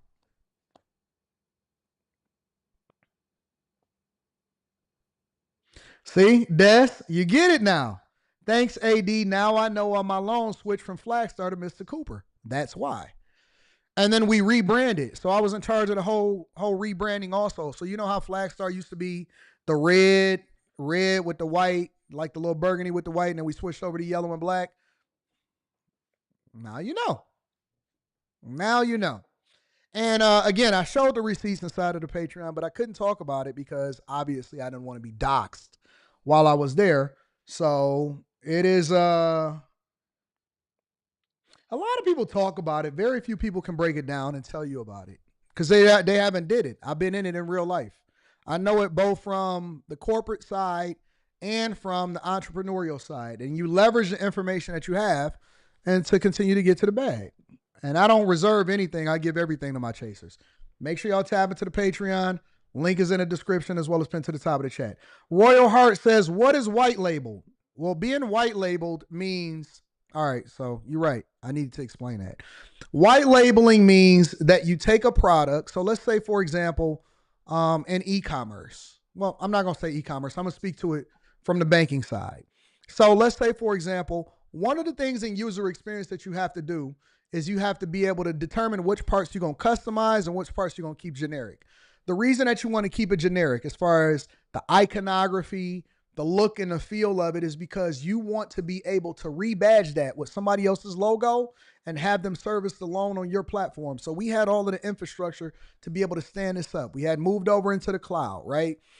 We could service the loan. So when you go in and you pay your bank, let's say you're paying your mortgage or your car note or your credit cards or whatever, you go in, you log into the application or you log in online, and then you make the payment on the platform, and the platform makes it easier for you to navigate around. You know, you can find what you're looking for. You can find your statements. You can do all of that. Well, there are certain credit unions and smaller banks and all of these places that don't want to stand up the infrastructure that allows for you to go in and do it. So what they do is they contact a bank like Mr. Cooper or Chase or Flagstar. Flagstar, again, was one of the biggest servicers. We are the ones that have the infrastructure to be able to stand up a product. So then we white label it, meaning that you bring in a product, we import your loans, and so when you signing into their platform, you think you signing into whatever platform you signing into, you're really signing into our platform, and we white labeled it. So we made it generic enough, but it's intuitive enough to where it's beautiful, but then all you're doing is seeing a different name at the top of it, or you may see some different colors on it, and we were able to easily customize that and then be able to service the loan on our platforms. So basically, we could modify it to fit whatever narrative that we needed to, depending on who it is that needed their loan service. We had a robust enough platform. You being able to call in, service your loans. When you calling into something, you calling into the service center, we're able through Salesforce to see exactly who the customer is. And then through that, we can then customize the different prompts or whatever, or we can tell our agents to say, hey, welcome to such and such community service. Hey, welcome to this credit union. Hey, welcome to Flagstar Bank. Hey, welcome to this. And so we've white labeled the product so that you can actually pay your mortgage or pay whatever it is that you want to pay, thinking that you're using their product, you're using our product, and all we did was rebrand a name on it. Rebrand the name, rebrand the colors. When you call in the customer service, you call in our customer service agents. So as a user experience professional and director, you then have to go in and make sure you account for every single thing that they do in the bank, so that when you then pitch in other companies to come in and be the servicer of their mortgages, it's easier for them to be able to move over to your platform and just import the loans.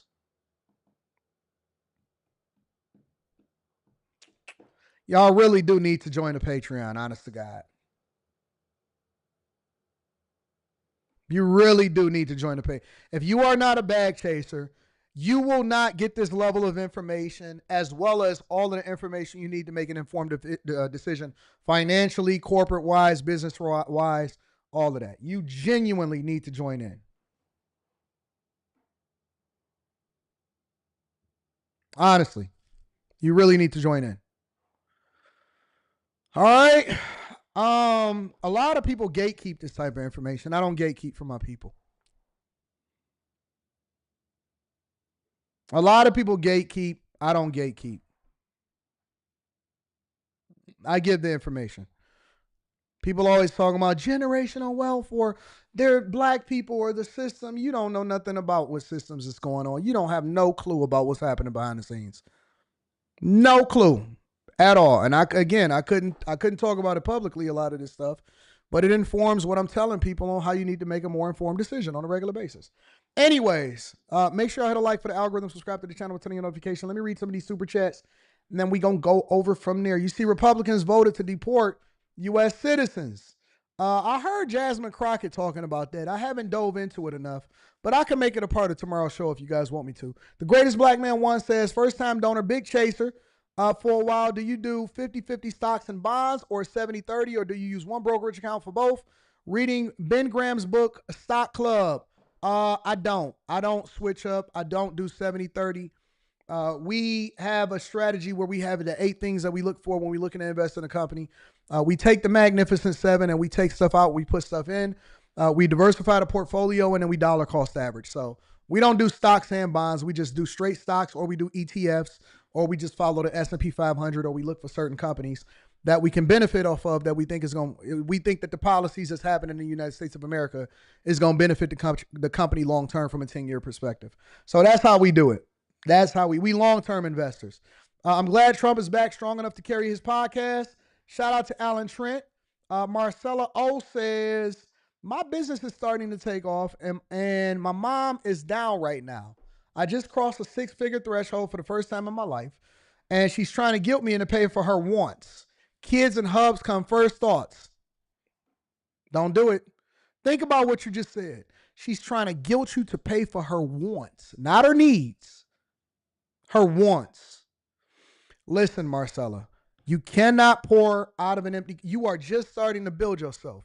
If you start having people take from you just to be able to fund their wants, then you are going to just be in the same place where you're going to be drugged down until you can't do it no more. You can't do that. You have to get to the point to where you're comfortable paying for her wants. Now that I'm all the way up, everybody I can take care of, I can assist people, I can take care of them, I can start to cover the wants.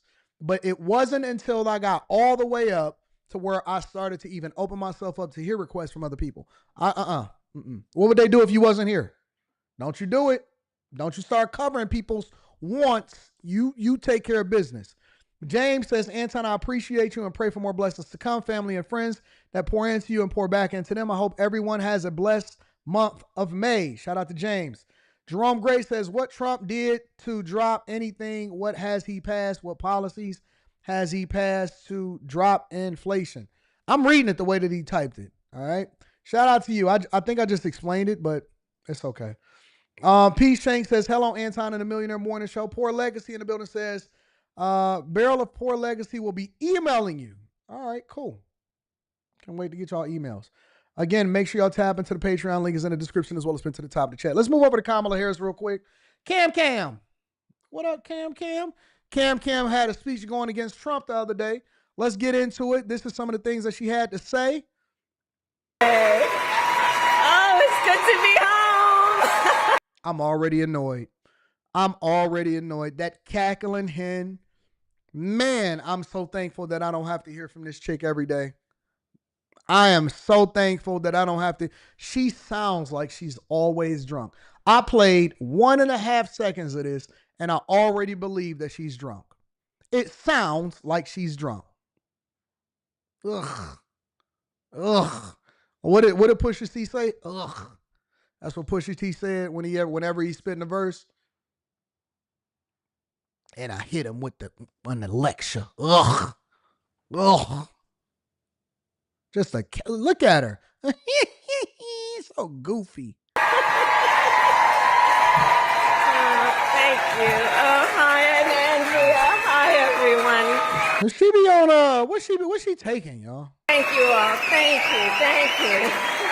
We got it. I haven't heard the speech. We got to hear what she got to say, y'all. I'm gonna put her on the big screen. And Dougie's here too. And Dougie's here too. Oh, please have a seat. Oh, it's wonderful to be home. And thank you all. Thank you. Oh, in 20 years, Andrea. My goodness. I mean, your babies are grown. Good evening, everyone. Thank you for supporting Emerge. Thank you for supporting. Did y'all imagine if she was president and she had to stand up to Putin? Emerge.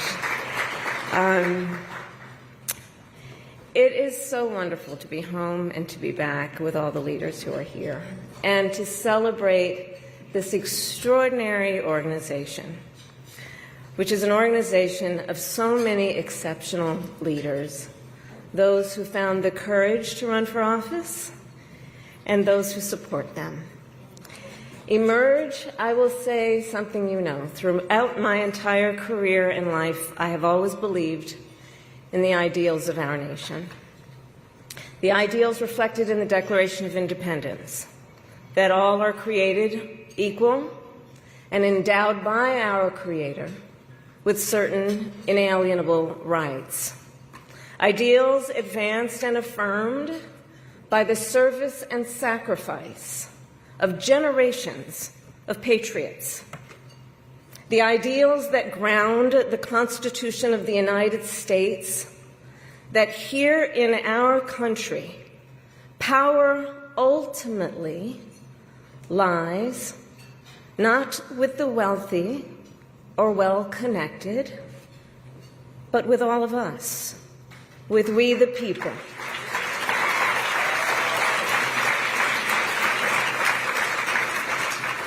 Now, of course, I recognize that America has never fully lived up to these ideals, that for all the gains we've made, the American dream has for decades been slipping further out of reach for so many, and that the American people deserve leaders who make their lives better and make our country stronger. But sadly, we have seen quite the opposite over these past few months. Now, I know tonight's event happens to coincide with the 100 days after the inauguration, and I'll leave it to others to give a full accounting of what has happened so far. But I will say this. Instead of an administration working to advance America's highest ideals, we are witnessing the wholesale abandonment of those ideals. What is the wholesale abandonment of those ideals? I'm sorry, what exactly, what ideals are we abandoning that is not best for America? I think that the only ideals that we're abandoning is the things that's not best for us and the best interest of everybody else. Taking care of everybody else, sending money overseas, helping the military industrial complex, other people that's getting rich, illegal migrants that's inside of this country. For whatever reason, Democrats and Kamala Harris, and I don't know who wrote this speech because it's not hitting the way that I thought she was going to try to hit amongst her own people. For whatever reason, people have come to the conclusion that the best thing for America is for us to take care of everybody else and not ourselves. Where did y'all get that from? How did that become a thing? The best thing for America is for us to focus on everybody else and not ourselves. Where did you guys get that from?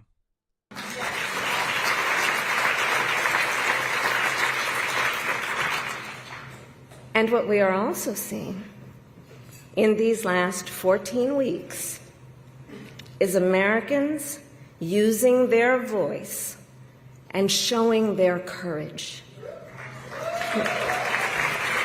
Quinn says Kamala has great hair. We all know President Trump and his administration and their allies are counting on the notion that fear can be contagious. They are counting on the notion. She's developing a little bit of a lisp. What, she got, Invisalign or something? She got a retainer? That if they make some people afraid, it will have a chilling effect on others. But what they're overlooking, what they have overlooked, is that fear is not the only thing that's contagious. Courage is contagious.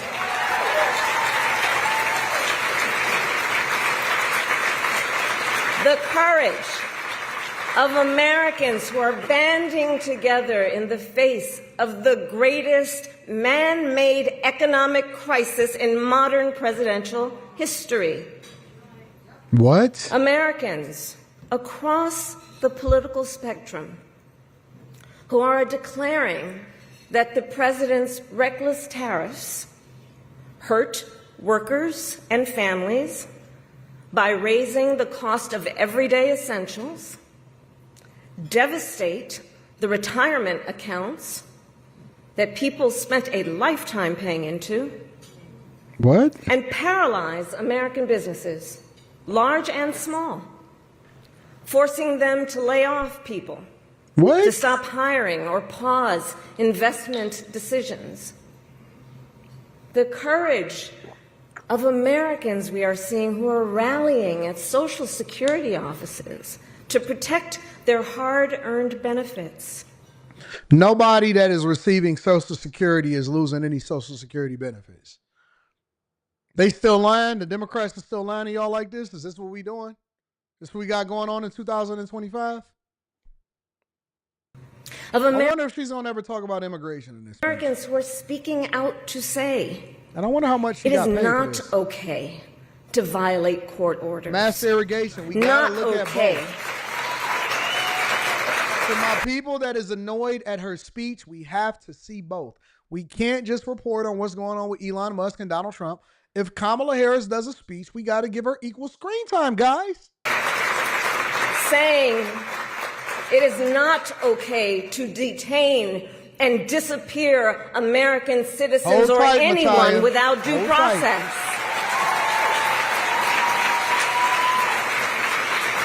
Because I want black women to see what they were marching towards, and I want America to see what we went against. All right, I want y'all to remember where we came from so that you know that we made the right decision. For everybody that sit here and try to criticize Trump for all of the greatness that he's done over the last 100 days, I want you guys to see what we missed and what they tried to drive us into. The courage of judges to uphold the rule of law in the face of those who would jail them. You're not even inspiring, bro. Of universities that are defying unconstitutional demands that threaten the pursuit of truth and academic independence.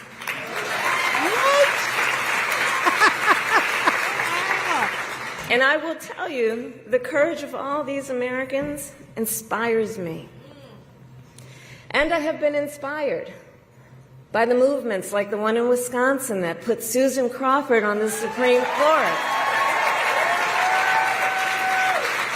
I think she's getting paid for this. By the State of the People Power Tour that is aiming to ignite a grassroots movement to lift up voices and advance freedom and justice.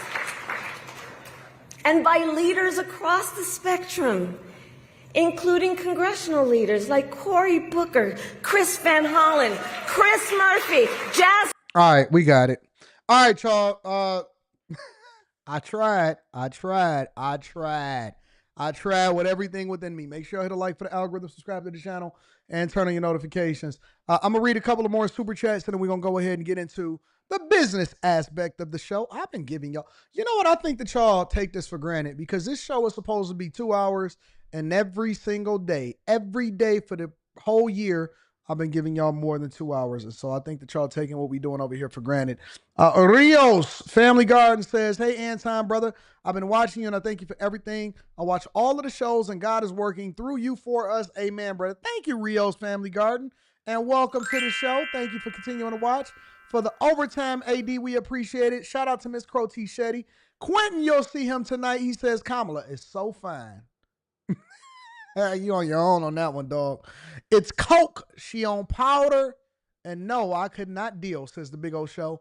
We might have to try that one day. Mass Irrigation says Cam is a total brain fart. Yeah, I agree. Jay Ben says the silverware is louder than the speech. Wrap it up. It was a dinner that everybody paid to go to.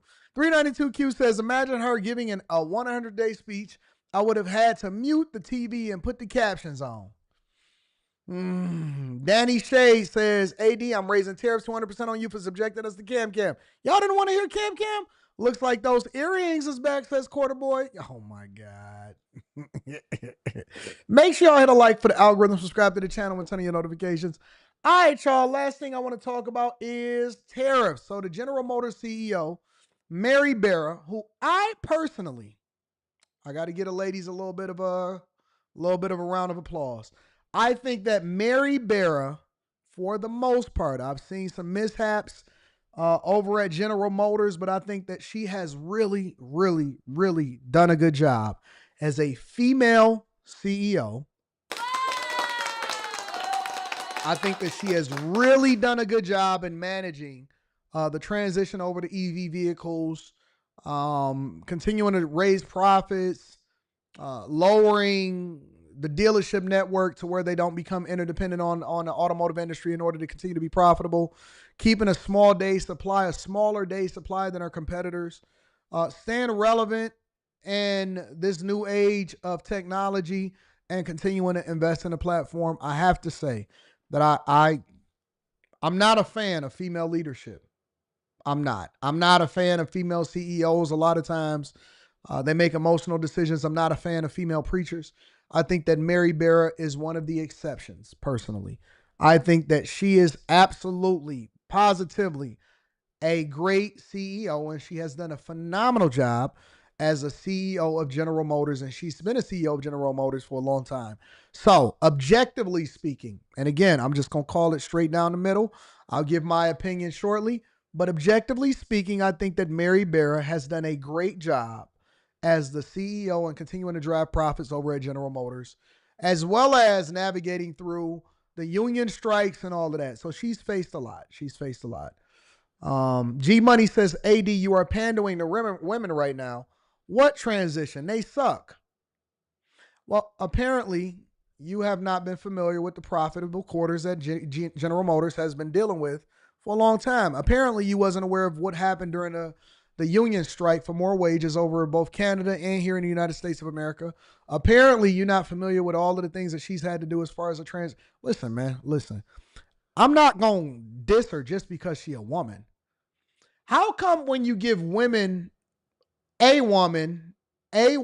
props for doing a good job, you're no longer being objective, now you're pandering? So I'm no longer an equal accountability partner because I'm pandering? Interesting. I'm wrong and strong on this. G Money then comes back and say, what am I wrong and strong about? Maul says she is the one CEO I despise. The Impala was the best affordable sedan, but it wasn't economically feasible for them to continue to manufacture it. Are y'all making an emotional? Oh, do we have guys making emotional decisions because they don't necessarily like the fact that she killed a car that they liked?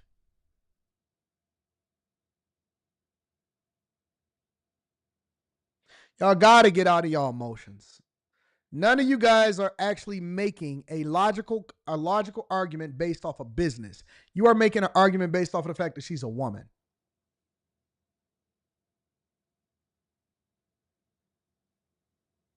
I don't hate women. Do I believe that most women deserve to be in leadership? No. Do I think that there are some women and some anomalies that can truly earn their way and is not diversity, equity, and inclusion their way into leadership that is great for companies? Absolutely. And I believe that Mary Barra has done a great job as a CEO of General Motors. She's done a better job than most of the CEOs before her. She's generated more revenue, more profits in an unprofitable transitioning landscape. She's done a great job.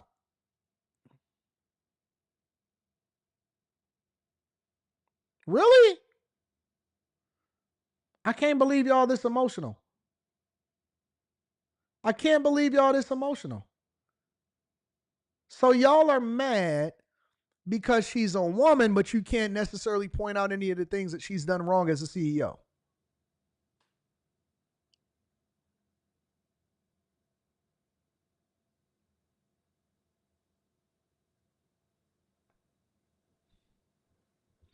Y'all wild, bro.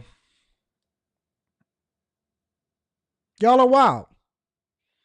I'm amazed at y'all. So wait a minute. Y'all would mess up y'all money just because y'all don't necessarily like a woman in leadership? I don't think that most women should be in leadership either. But that doesn't mean that I'm going to mess up the money if I see one that is exceptional or an anomaly. I'm not going to limit the fact that if she's better than men, What I stand for is women not being able to get a leg up on men just because they're a woman. If she is the best CEO that the company has had in decades, why would you not want her if you're a shareholder and you want to make sure that you get as many profits as you can?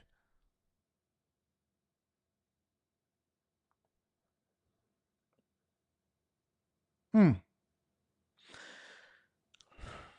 scared for y'all women. I'm scared for the women that get with y'all. Y'all got to chill, bro. Pull up GM's numbers. Okay, I'll pull them up. Let's pull them up.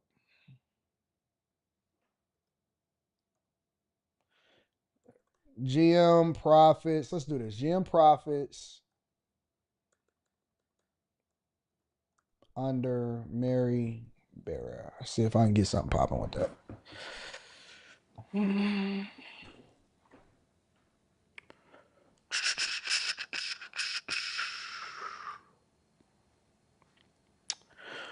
Share screen because I don't want to do this in a silo.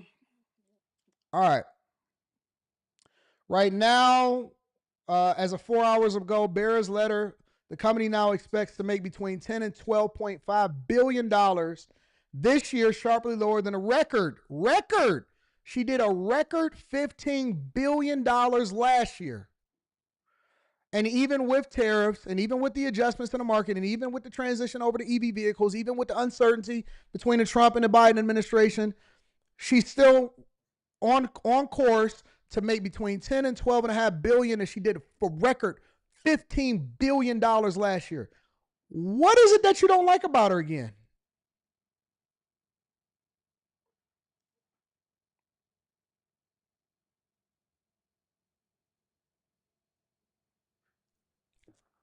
If she's returning a significant amount of money to shareholders for the value that she's building, and she's doing record profits year over year over year, what is it that you are concerned about?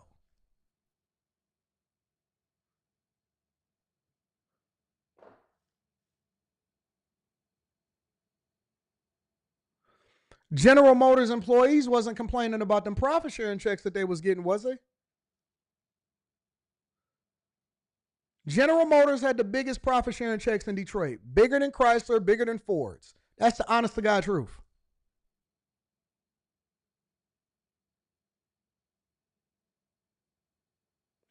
What is it that you don't like about her?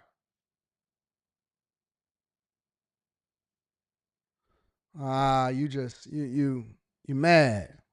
You mad. All right. Anyways, let's go ahead and get back. Because y'all, again, you're not using logic. Men, listen, fellas, we got to get out of our emotions. We have to get out of our emotions. We have to make decisions based off of logic, not emotions. If you're able to compete and you're good at your job and you're driving shareholder value while continuing to transition the company into the new ways into a technology company, shout out to you. So shout out again, like I said, to Mary Barra, who I think is a great CEO and has done a great job driving profits over at General Motors and is having record years under her leadership. Got to give her props. As tariffs threaten to raise the price of new cars, Americans are racing to the showrooms. Chris Van Cleve reports they are trying to beat the price hikes.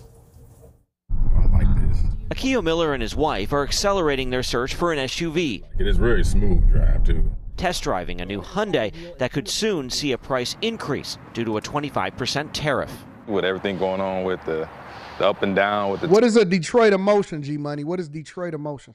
Bro, you got to get a profile picture before you can even say stuff like that to me. Let me refocus. Tariffs and the car prices, I was like, you know what, we need to probably look like sooner than later. You feel like if you don't buy it now, you're going to pay more later? I definitely feel that way. Cars are already expensive, and then now they tacking on the extra tariff taxes, I like to call it. It's going to be way out of price range. The Millers are far from alone. March saw new car sales surge nationwide, jumping over 17% from February and nearly 12% over the same time last year, while driving down dealer inventory of pre-tariff vehicles by 10%. Economist Patrick Anderson. You got a lot of sales in March that were basically people buying ahead of the tariffs. And that means, unfortunately, we're going to have lower. I don't have to say she's the top executive at GM. She's a CEO. As goes without saying. And yes, I am going to point out the difference between a female and a male executive. largely because I don't believe, and I've gone on record as saying it, I don't believe that in most situations that women are capable of being better CEOs than men. However, there are exceptions to the rules.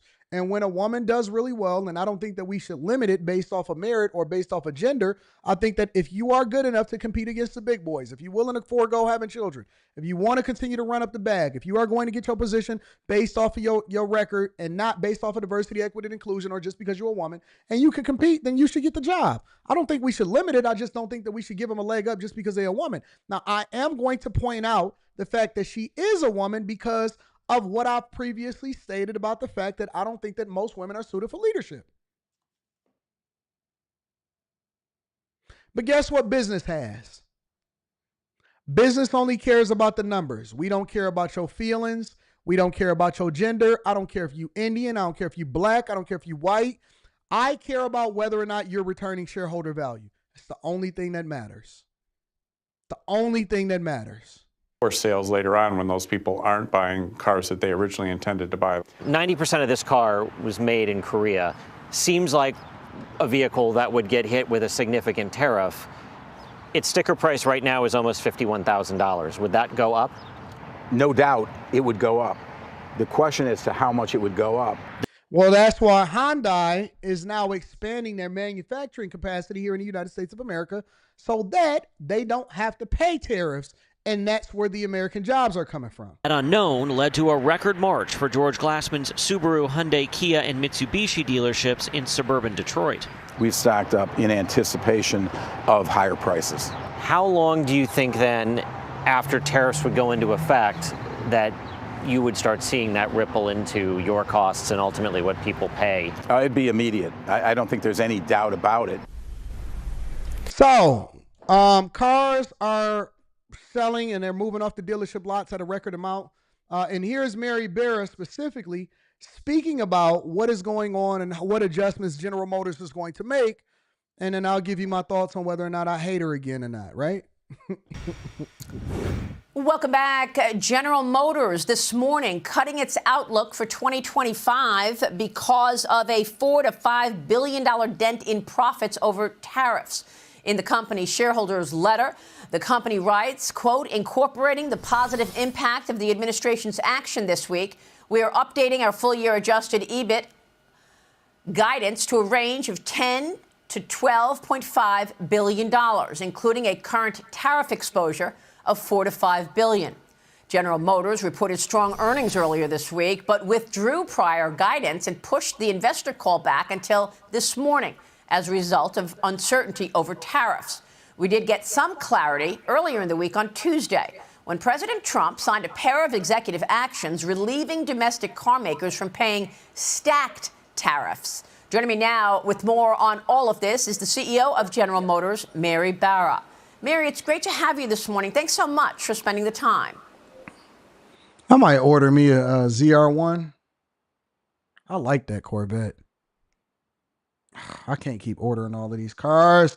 I'm about to be out of town every single month. Well, it's really great to be here with you today as well, Maria. Thank you. Tell us about 2025 and what you are expecting as a result of these tariffs. Well, as we said, we've updated our guidance to be from an earnings before income, interest and taxes, EBIT, of $10 to $12.5 billion. And that does include a $4 to $5 billion tariff impact with what we know now. We're very appreciative that the president took these actions. We've been in ongoing conversations with him. Thank you. The ZR1 is awesome. Frankly, since before the inauguration.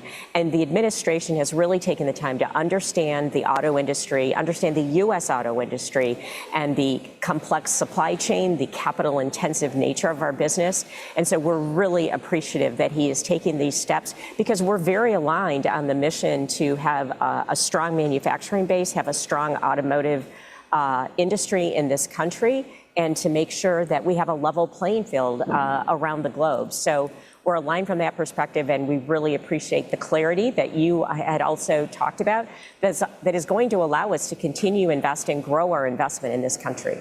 Yeah, and that's really what I want to talk about because, of course, you have incredible credibility, not just on Wall Street's watch, but also from within your company. I mean, your father was a GM factory worker. You worked summers at GM factories. You've been leading this great American company for so long.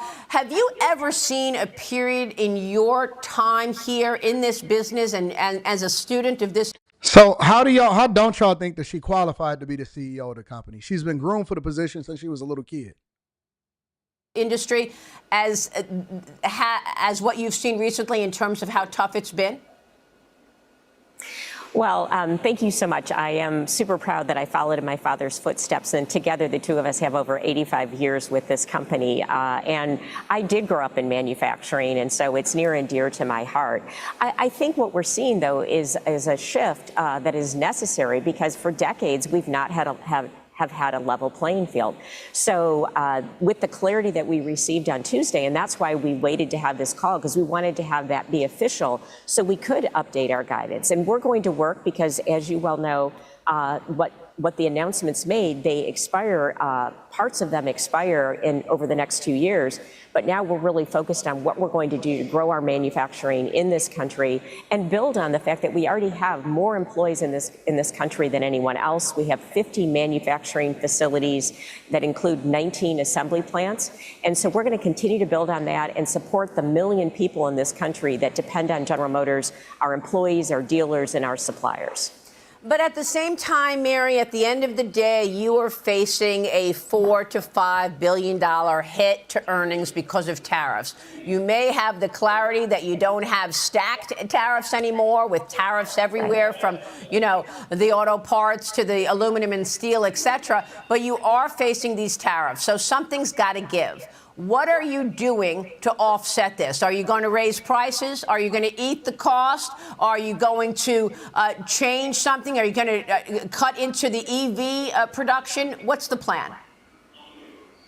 Well, one of the things, and we've already started to do this, we've added the capacity at our Fort Wayne assembly plant in Indiana that builds full-size trucks that have added workforce to be able to build 50,000 more trucks in this country yet this year, and that's on an annualized basis. We're continuing. We have already built 2 battery cell plants in this country with our joint venture partner. We're in the process of building a 3rd. Already our supply chain, and this is something we started doing a few years back, is we recognized we needed to have supply chain resiliency. And over the course of the last 5 years, we've increased the number of parts going into our vehicles assembled in the U.S. by 27%. Our reliance on China for parts, in some cases, they're the only place where the parts are available. That's now down to less than 3%. So our overall USMCA compliance is already at 80%, over 80% actually, for the vehicles that we assemble in this country. We're going to continue to work with our suppliers to grow that, as well as making more announcements like we did with what we're doing in Fort Wayne to leverage the extensive footprint we already have in this country. So we have a lot of actions that we can take. From a pricing perspective, we've said and we've included in our guidance, we think pricing is going to stay at the same level as it is. And I'm really proud of the GM team because we have such a strong ICE and EV portfolio that gives consumers choice, and we've been able to maintain discipline and not have high incentives because our vehicles are in demand. So we're going to keep focusing on the customer, giving them choice, and we think there's a lot we can do to impact those tariffs by continuing to increase our U.S. content and continuing to build even more cars in this country than we do today. Yeah, I like those Denali's. But one thing that she did say that stick out to me was her current compliance to USMCA compliance. What she's basically saying, and you got to be careful when you listen to these calls, when you listen to these interviews. That's one thing that I'm an expert at, is I listen for certain things. I don't listen to get a general idea of trying to understand what they're saying. I'm listening for certain keywords that she says. She says her current USMCA compliance is over 80%. Well, what does that mean? The USMCA is what was originally replacing NAFTA, right? NAFTA was the North America Free Trade Agreement. USMCA is the United States, Mexico, and Canada, meaning that she's saying that compliance of parts and assembly here in the United States of America, Mexico, and Canada. Not just the United States of America manufacturing over 80%. That means that 20% of the products or 20% of the parts are manufactured outside of the United States, Mexico, and Canada. The compliance is based off of things being made here in North America. All right? So what that means is that they still have a lot of work to do, not only bringing the other 20% over here in the United States of America, but also bringing the rest from Mexico and Canada into the United States of America, because their compliance is based off of USMCA. You got to listen to these executives. You got to listen to these people, because a lot of times they will say things. You'll be like, oh, yeah, all of this stuff is made over here in the United States. No, it's made in Mexico, the United States, and Canada. That's their compliance. Now they need to comply with getting more jobs over here inside of the United States of America. If you listen to what she said, let me see if I can rewind it a little bit. From a pricing perspective, we've said and we've included in our guidance, we think pricing is going to stay at the same level as it is. And I'm really proud of the GM team, because we have such a chain resiliency. And over the course of the last 5 years, we've increased the number of parts going into our vehicles assembled in the U.S. by 27%. Our reliance on China for parts, in some cases, they're the only place where the parts are available. That's now down to less than 3%. So our overall USMCA compliance. Our overall USMCA compliance. Remember that. She said our overall USMCA compliance. Let me replay it for you guys. It's now down to less than 3%. So our overall USMCA compliance is already at 80%. Doesn't mean the majority, doesn't mean that all of the parts that are made over here are made in the United States of America. Is based off of being USMCA compliant. All right? USMCA, not YMCA, Trini Life. USMCA compliance.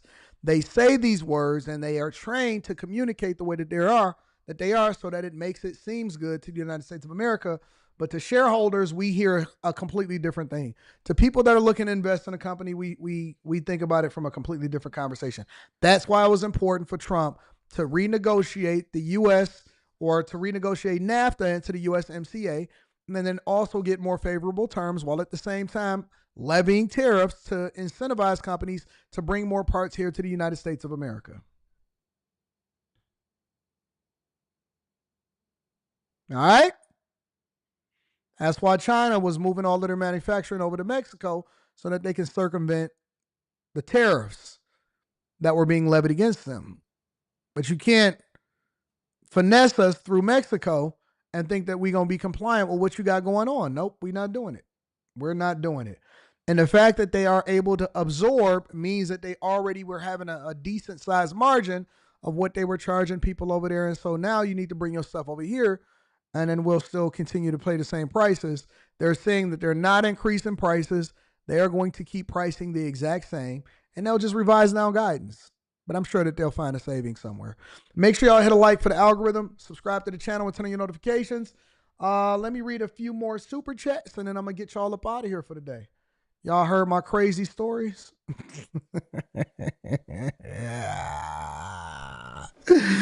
Sometimes I think I'm too transparent for the internet.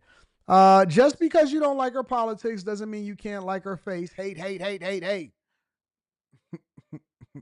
Quentin, you really into them girls that got them wrinkly necks. I don't know what that is. Good early morning, Anton. I was listening to your podcast last night on the phone, so I did not have chat access. I heard you say these words a lot. What is a lot lizards in the parking lot? A lot, not a lot lizard, lot lizards.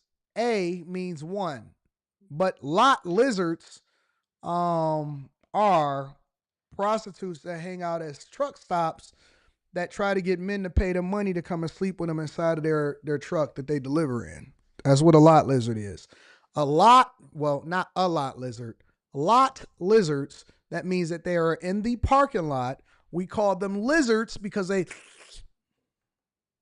then they walk over and they try to get somebody inside of their truck to pay for their services. and that could result in a transactional situation. All right. They hang out at truck stops and they get truck drivers to try to buy their physical services. Duran Lee says, if Kamala was president, it would be like the movies The Happening or The Purge. Oh, man, there would be some suffering in this country. Terrence T.Y. says, since the passing of Kevin Samuels, you've really been the big bro and helping many of us men in bag chasers. You are appreciated. Make sure y'all tab into the Patreon. The best time to join the Patreon is the beginning of the month. 392Q says, it makes you question if Mary was in Elon position to find fraud, waste, and abuse with Trump. Will the Democrats destroy GM vehicles like they did Tesla? Yes, they would have, and they didn't need that. Chris Cunningham says, Knicks, baby, Pistons in 7. We going to be rocking in Detroit today. Pistons in 7. Looking to Goose by Block Inc. Shout out to Tim Stepney. All right, I'll check it out. Again, make sure I hit a like for the algorithm. Subscribe to the channel and turn on your notifications. We are almost at 2 hours and 45 minutes of getting y'all through y'all day. I love y'all. I appreciate y'all. Y'all are the greatest on earth. Make sure y'all tune in to After Hours tonight. I might be doing it again here from the studio. I'm going to holler at y'all later. Peace.